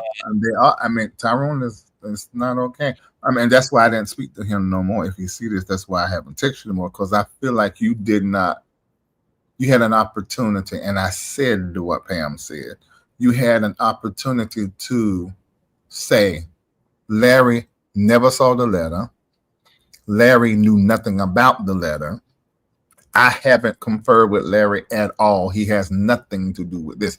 Why didn't you say that? And That's a good point, Larry. Like, why haven't they come to your rescue and they see how the narrative Jake's team is building around your name, and they aren't saying anything? I think the first filing was like Dwayne name on it, but the whole thing was Larry. I'm like, why didn't you do that? Is this going to be a private conversation? I mean, since you're still in the space of kind of checking in on him and seeing how he's doing. Like Dwayne? Yeah. Like, will you be asking him, like, what's up with that, bro? Like, no, because it wasn't Dwayne. It was Tyrone that could have done that. No, I'm not gonna. Me and Tyrone are not friends. We don't have a relationship. But now that Dwayne is trying to get Tyrone out of the way, are you going to be looking for Dwayne to do that? I mean, and ultimately, I mean, like, the attorney's the attorney. Dwayne is still kind of the head. I do need to tell him to do something like that. I mean, if it's still proper in the back and forth of the paper filing, yeah, I am gonna say that. I didn't. I mean, if I was Dwayne and I'm looking at it like, yeah, I mean, I'm getting my butt kicked here, but this person did offer me a safe space. They allowed me to tell my story. They didn't have to do that. He didn't charge me nothing to do it, and I'm seeing this person getting chewed up and narrated a certain way, and I'm not asserting to my attorney, hey, I need y'all to clear that up. That Larry ain't got nothing to do with this. Larry, like, to say something. Like, I mean, that would be the right thing to do. I am going to ask them that. Thank you for putting it in my mind. Yes, absolutely. They need to say something like that, because y'all just let me be in this. It's not okay. When you know, I didn't tell that story to Dwayne. I just gave space for it. No, I shouldn't be involved in that. You know. Larry has admitted that he saw the heading of the letter. He's saying he didn't see the whole letter. He did not see. I think the first time I said I saw the letter. Yeah, but I saw the heading of the letter.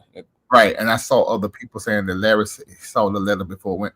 No, I saw the top of the letter, so I had to specify. And I think I may have texted to another blogger for them to put up what I saw, because I still have it in my pictures. No, I did not see that. Dwayne, according to Dwayne, he didn't know about the $6 million. In fact, with Dwayne that sent me the picture, he said that's the picture that Tyrone sent him, and that's what he said. Yeah. Who showed you the letter, or was it Dwayne who had sent you the heading? Okay, so Dwayne. I requested it while I was live. By the end of the live, he had sent it to me.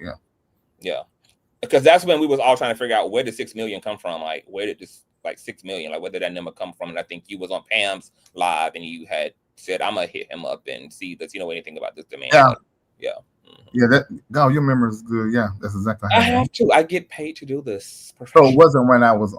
Oh yeah, so I was on a live, but not my live. I was on Pam live. That's right. Pam live. Yeah. I have a young and functional mind. Mine is too. It's just that I took a gun. Your mind have been through some things, baby. Some real dark things. Oh God. Well, I think that completes us. We've been here for 3 hours. I mean, this is one hell of an exclusive. You talked everything about your mentor, to the mentor's baby cub, to litigation. Is there anything else? I mean, you have a lot going on. You got music going on. You just dropped the music video. You just had Reformation. They ain't gonna talk about none of that, because all this positivity. We're not gonna talk about that. That's a lot no positive credits to roll here. No, people get paid to hate me. It's stupid for them to like me. Keep hating me and stay the opposition, so you can keep your audience and your numbers and your Google AdSense check. Eat, do what you want to do. I'm not gonna sue you. I'm not gonna come after you. I would have never sued anybody if it had not been for certain people in my ear pushing me to do so. And I'll push them again. I'll push them again. I'm gonna push. You know what I find out, man?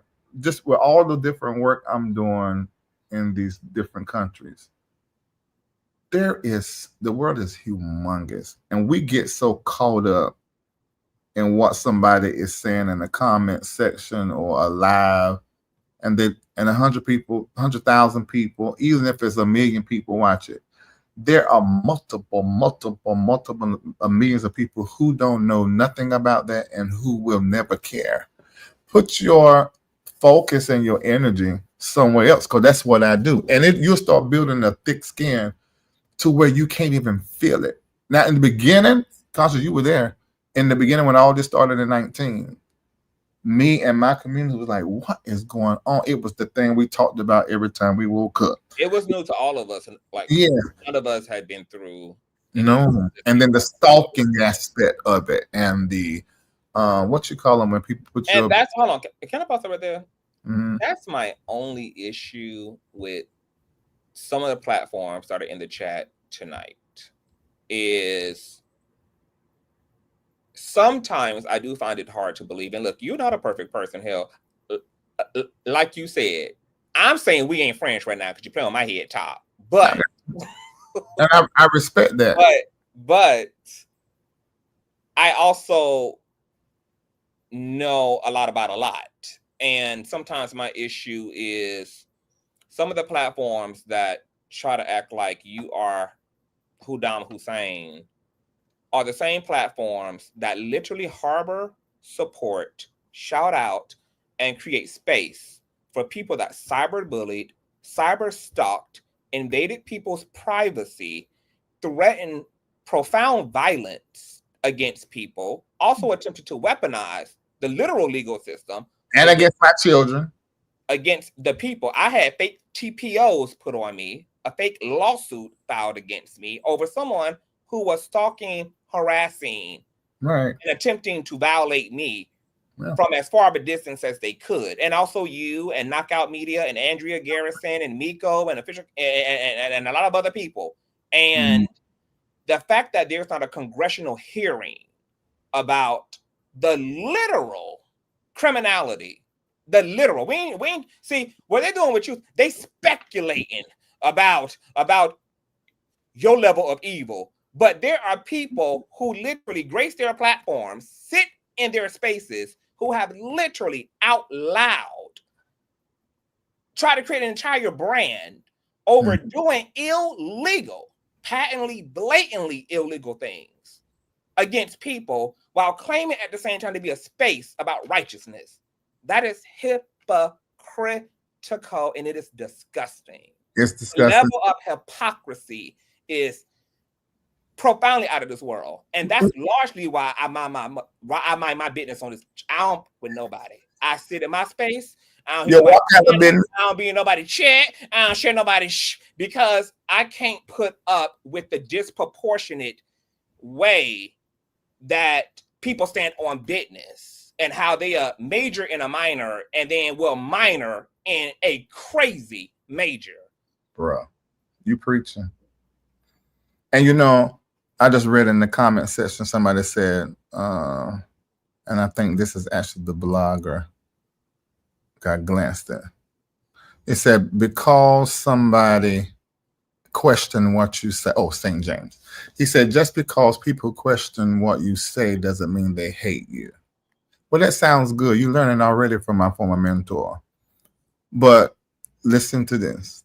If I am the only person that you question, you absolutely hate me and have a bias. And that's the problem that I will always have with you. You don't never question anybody's source. If it's true when it comes to me, you never do it. So for me, you don't have any integrity at all. I don't hate you. I just don't fuck with you. All right. My business. All right, we're at the end of the is there anything else that you would love to say in the context of this discussion? Because you know Bernard's going to hear this, Manasseh's going to hear this, First Lady is going to hear this, everybody's going to hear this who's in this title, Dwayne's going to hear this, everybody's going to hear this. Is there anything that you want to make clear to those who you know? I said it before, it don't matter, because Bernard is triggered, and Manasseh is too. He's in protect mode. There's nothing I can say to them. They know by my actions all the years they were in my life how much I love and appreciate and honor them. Just leave me alone, because it doesn't make sense to fight out here in the public. Discuss other things. Talk about other topics. Don't bother me. Don't say my name. If you want to talk around my name, that's fine. I think. Depends on what you say. But just move ahead on. Don't do like this, because it's not big. It's not a good look for us, and we prophets, master prophets in our community, all three of us, and people look to us and we help people. It's just not smart to do. I will also say this: leave my members alone.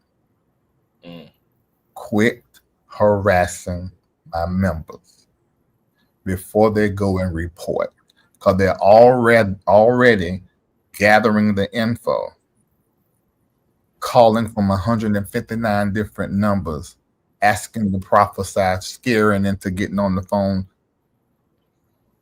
Let them alone, because y'all know I am a protector. And my cousin said on the documentary, said he's always been a protector.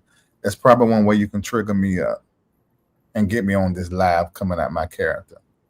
Leave the people that God has given me the responsibility to be up under and push them to their necks alone. Do your thing. I do my thing. Somebody said, how long can you stay in the Airbnb you're renting, Larry? See, that's a troll. These are trolls in this comment section. That's the troll. Chat. I rent and I own. I own millions, actually. But what that got to do with the conversation that we're having? I don't understand that. What that got to do with the conversation we're having? I think y'all want some ping. You want the gold tip. That's why you talk about me so much. You really want the. That's what it is. Because it makes no sense for you to be this stuck on one person. I don't understand. You want some. Well, you know what I want, Dr. Larry? Oh, to help encourage the people to support me in some donations, because baby, I have worked my BBL off in you know what, that's funny.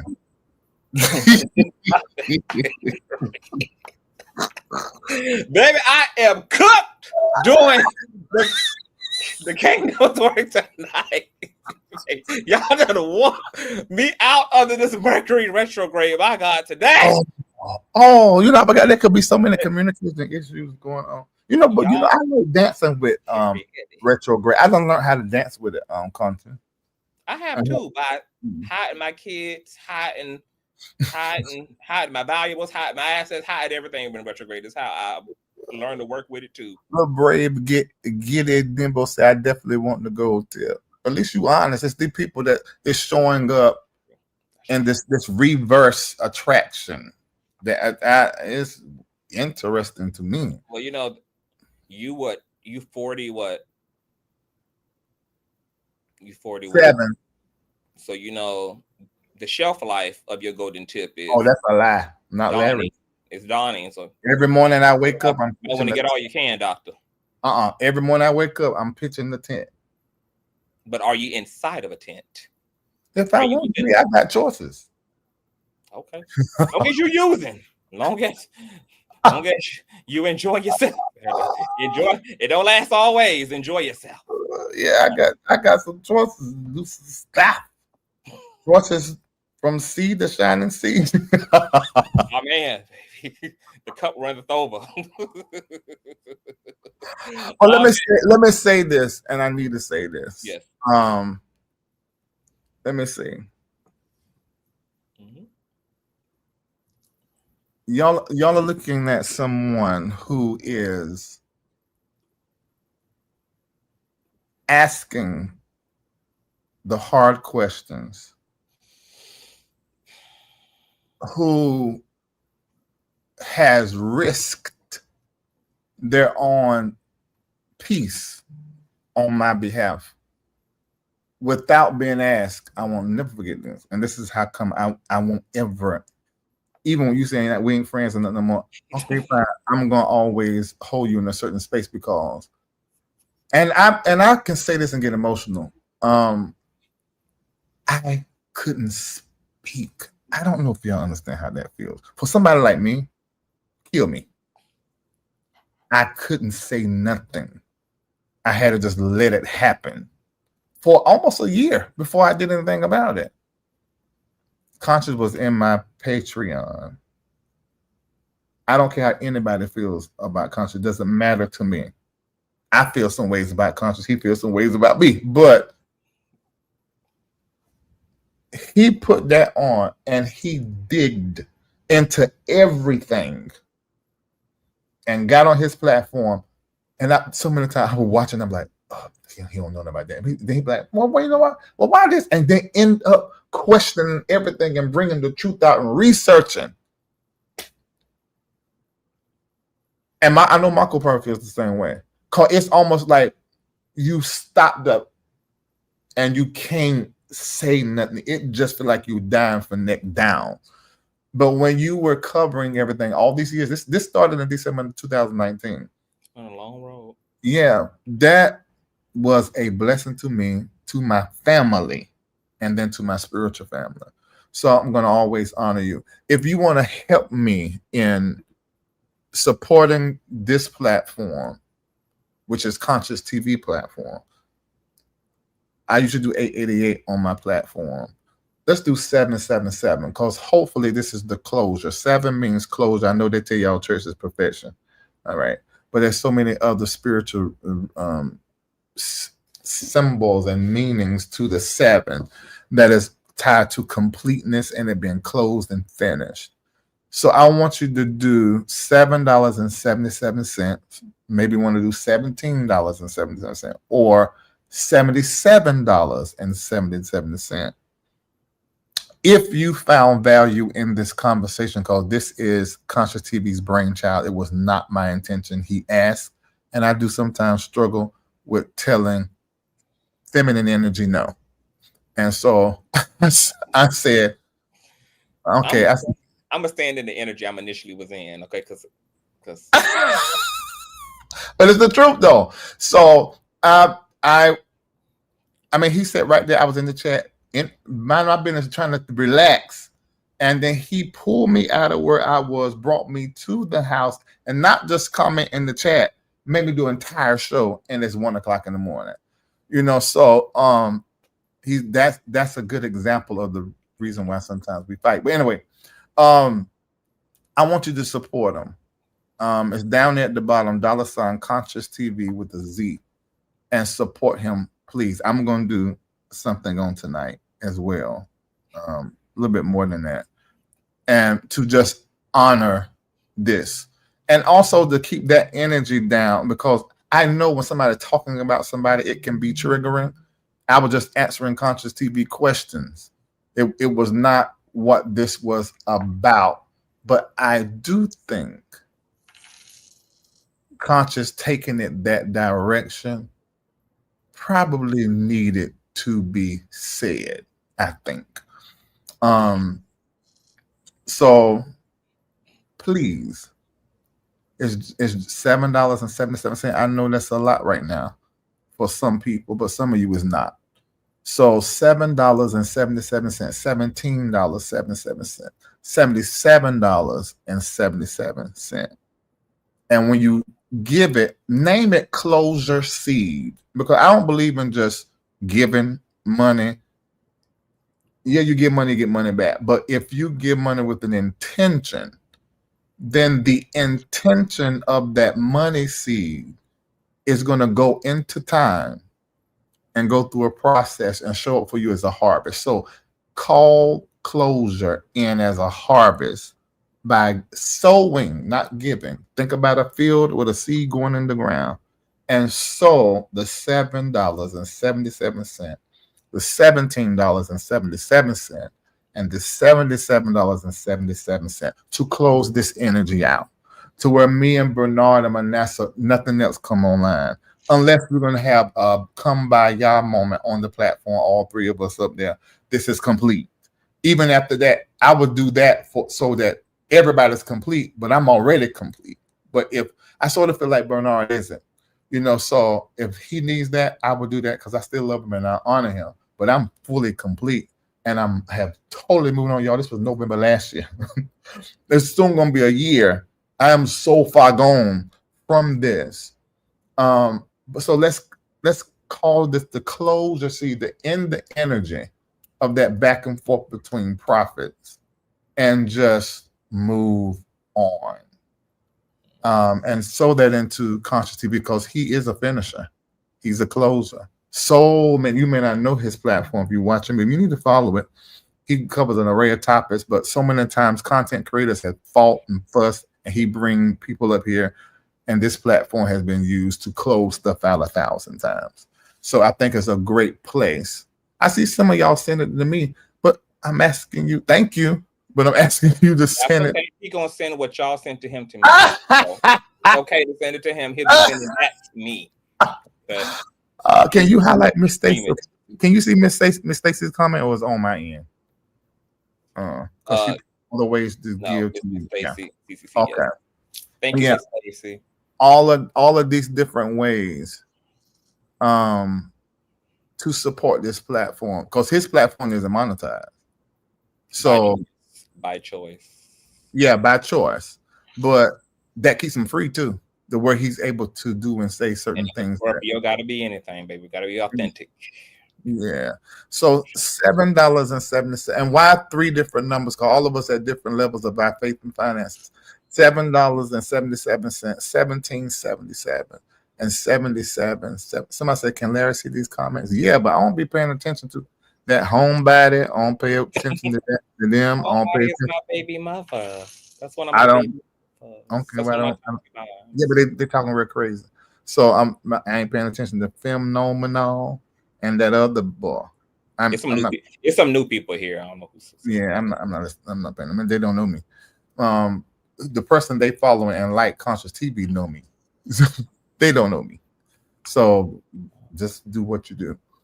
So yeah, I see the comments, but I don't care. And trolling probably can be fun. Well, either way, it's beneficial for us because it is. Yeah, it is. The trolling is beneficial for us. Yeah. It works. It's a sentient relationship. Yeah. I want to thank you guys so much because I see you guys are rolling in. I can hear the Cash App blinking. I want to thank you guys so much. This was really a riveting, Dr. Reid, and I'm glad that you came through. I didn't expect you to be as honest and open as you are. Well, what you mean by that? I'm honest and open. It's because of the topic, because I know, because I want to stir up a lot. Yeah, I but I don't want to. Yeah, I don't like. Lying. I have to think about lying and calculate to lie. It's not my natural. So, if you ask me, I'm trying to look and see how to tell the truth without telling too much, because my natural is to overshare. So, I thank you for the questions. I thank you for the question. Yeah, you are more than welcome. Anytime you need that Diane Sawyer work, you just come on over here and we'll get to working it out. Hopefully I can have you back to talk about some of the positive things that are going on in your life. Yeah. Okay. Because this is the ancestors wrote through me for this. Shout out to Bernard Jordan. Ancestors wrote this through me, and it's called Overcome It. Now the entire project is all Afro beats, but it's positive music. If you learn the lyrics, it's going to build you up. But the Overcomer is really what our blackness need right now in the midst of all this whiteness, because it really builds up your confidence, to face whatever it is. Now the visual was done in Ghana. All of y'all hoes that said it was AI, fuck you. It was all of the hoes. Is this that said it was AI? There is definitely somebody's daddy. What's I gotta tell you what Zoe did today. Every last one of you guys has said it was AI because you raggedy and cheap and can't. But isn't that a contradiction? Because on one hand, you run into Africa away from Jake's, but on the other hand, in Africa is all AI. So which T is it? That's how it never makes sense. Just like they say, I'm broke and I'm losing all this money. No, I ain't broke. Okay. Let me say this: I don't have as much money as I used to have. You don't neither. There ain't none of us in this conversation. Me and Bernard and Manasseh talk on the phone. Ain't nobody doing the way they used to do. We're in a whole different time. But I'm still sitting here in a 3,000+ square feet penthouse, just moved from my 15,000 square house, and I got to go to where my 3 properties are in Dubai, negotiating a deal for another one in Abu Dhabi. Business in Ghana, business in Dubai. So if I ain't got no money, it's all in those places, doing what it's supposed to do. Get out my pocket. I'm not in your pocket. Get out of my pocket. Why is you in my pocket? I need for you to get the hell up out my pocket is what I need for you to do. And go mind your darn business with your broke ass. I got a question. I think this gummy is starting to bring Jeremy out. Yeah, but you need to take your block to sleep. I let it go before I be messed up. So what'd you say? I was gonna ask you a messy question, but I'm not gonna ask the question. What was the messy question? I was going to say, do you still have in your pocket to yourself as much as you gave to Bishop Bernard Jordan over the course of it? You messy.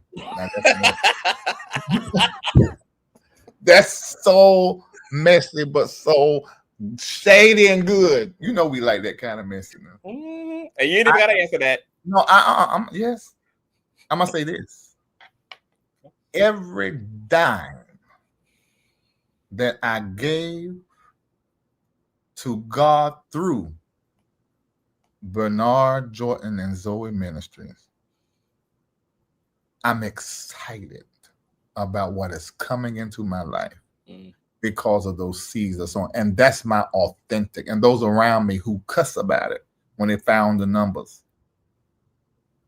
I want you to know that I expect, and it's already, I see it happening. It's already setting up for the next level of wealth in my life.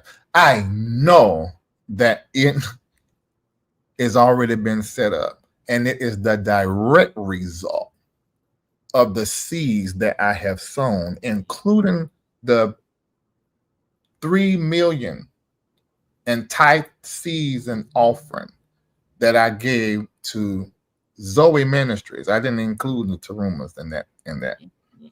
I am so, and one of my Tarumas was over $63,000. I am so expecting. When I tell you I'm sitting on the edge of my seat, because I see it already everything's getting informed here in the Americas for me to go into a level of global wealth. And because I've invested in certain countries, they've given me these elongated visas. But when I tell you I am going overseas, I'm already there. Yeah. And I'm about to create multiple $1 million businesses. And you're going to have to watch me prosper like this. And you're going to get so sick and tired every time you turn on your TV and look on your stream. Larry. You down the road somewhere, billboard. Larry. You got to watch. Because that's what the Lord said now. He said that He going to do that thing right before your enemies. That table is prepared for a display of the divinity that is on your life, and your enemies got to watch. So I want you to know that there wasn't a dime that I gave to Bernard Jordan and Zoe Ministries that I did not do with a smile on my face. And I'm so excited. And I'm telling you the honest to God truth. I'm so excited about what is to come. because God don't lie. And if you give, you gonna get. You sow that seed, that harvest is coming. So I got $3 million in the ground. Are y'all hearing what I'm saying? Come on. I don't know how many. I'm just counting just that ministry, but I brought some other ministries out of debt to the turn. I mean, one time I wrote a $19,000 check. Settlement. Oh my God! Now they all coming through my mind. But I'm just talking about Zoe. I know I got something coming, and I'm really excited about it. I don't feel any kind of way. That's why when people, y'all know Marco how he is, and he said, "Shoot, then Mom, don't do that. You messing up my you my best friend." Because if God gonna bring something to you, it ain't just a matter if you qualify, but you and everybody around you. So I'm like, Marco, don't do that, because I know that's coming up. That thing coming up, I know with everything in me. That's actually a nice little period on the end of you and Bernard, because you gave that seed from a great place, and also you clearly sowed into rich soil. Yeah. Yes. Yeah. Yeah. All right. Amazing. Well, we're happy for you, Dr. Reid, and we know that you will continue to bring content, and hell, you're changing lives, and you're bringing a different set of opportunity and economy to Ghana. That is, I feel great about it. Yeah, your ancestors are screaming. Mm-hmm. They're screaming. They're screaming because you got ties. You got ancestral ties. Oh, absolutely. I'm Ghanaian. Yeah. I'm Ghanaian, and also from Sierra Leone from my maternal side. Yeah. So. Yeah. Mm-hmm. Yeah. So God bless you. I know this is gonna make some people upset. Of course. And okay, fine. Do your lives. Do everything that you're gonna do. I get it, and I understand. I'll say this though, because this live got done under a retrograde, the people who gonna make a mess about it gonna make a whole mess about it. But the people who gonna get it, if they got the capacity to get it, including the people who are in the, who was spoken about tonight, they're gonna be able to really, really get it. Mm-hmm. Absolutely. Make that possible. Yeah. Absolutely. And I hope the LRLers enjoyed it. Those of you that were up and care for this type content, thank you for watching. Yes, that's right. Mindy and Timney, I think. Thank you for watching, and give Conscious a like. You gotta go. So go and subscribe. Go subscribe to the platform. Okay. And Dr. Reid, don't forget to restream my money that they accidentally sent to you to me. Mr. Gahinian King. Thank you. Now take your blankets to bed. Okay. I'll see you later. All right. Good night, Doctor. That was Dr. Reid, you guys. This was a kick live stream, you guys. Yeah, do what you will.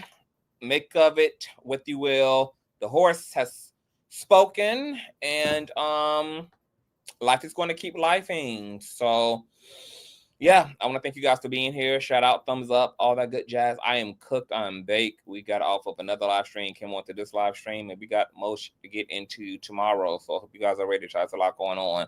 So I want to thank you guys for being here, and I want to wish you guys a great night. And I am approachable, so if you have any questions, you can leave those comments in the comment section, etc. And I would do my best not to cuss you out and to act like I was raised some kind of well and some kind of right. Okay, I will attempt to do that. All right, all donation information is in the description box below. And now that Dr. Larry Reid ain't here, shout out to St. James. It's his interview, so I let him have it his way. But I don't have no issues with the St. James platform. He's a supporter over here as well. And, hopefully in some weird way, in some strange world, or at some point, everybody can get along. I have retired beefing because it's too easy to drag. I need some iconic people to drag at this point. I need to waste my drag on some worthy opponents. So I'm just waiting on the worthy opponents at this point. So I've retired from beefing in these streets. I've retired from responding. You may get a little 1-2 on the community wall if I'm having a good day. Okay. But other than that, child, I'm gone. I'm done with it. And Dr. Reid is back. Hey, Dr. Reid. Are you there, Dr. Reid? This is what happens when you got a 40-year-old brain, a 47-year-old brain. You sit on your phone. Oh, I'm sorry. I didn't know. And your booty meat hit. I was trying to end it from my platform. I'm sorry. 47 years old. Good night, Good Dr. night. Reid. The best, y'all. All right.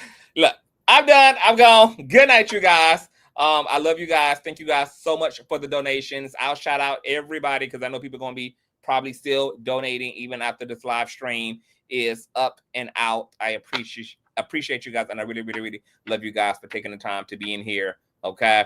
Yeah. Good night.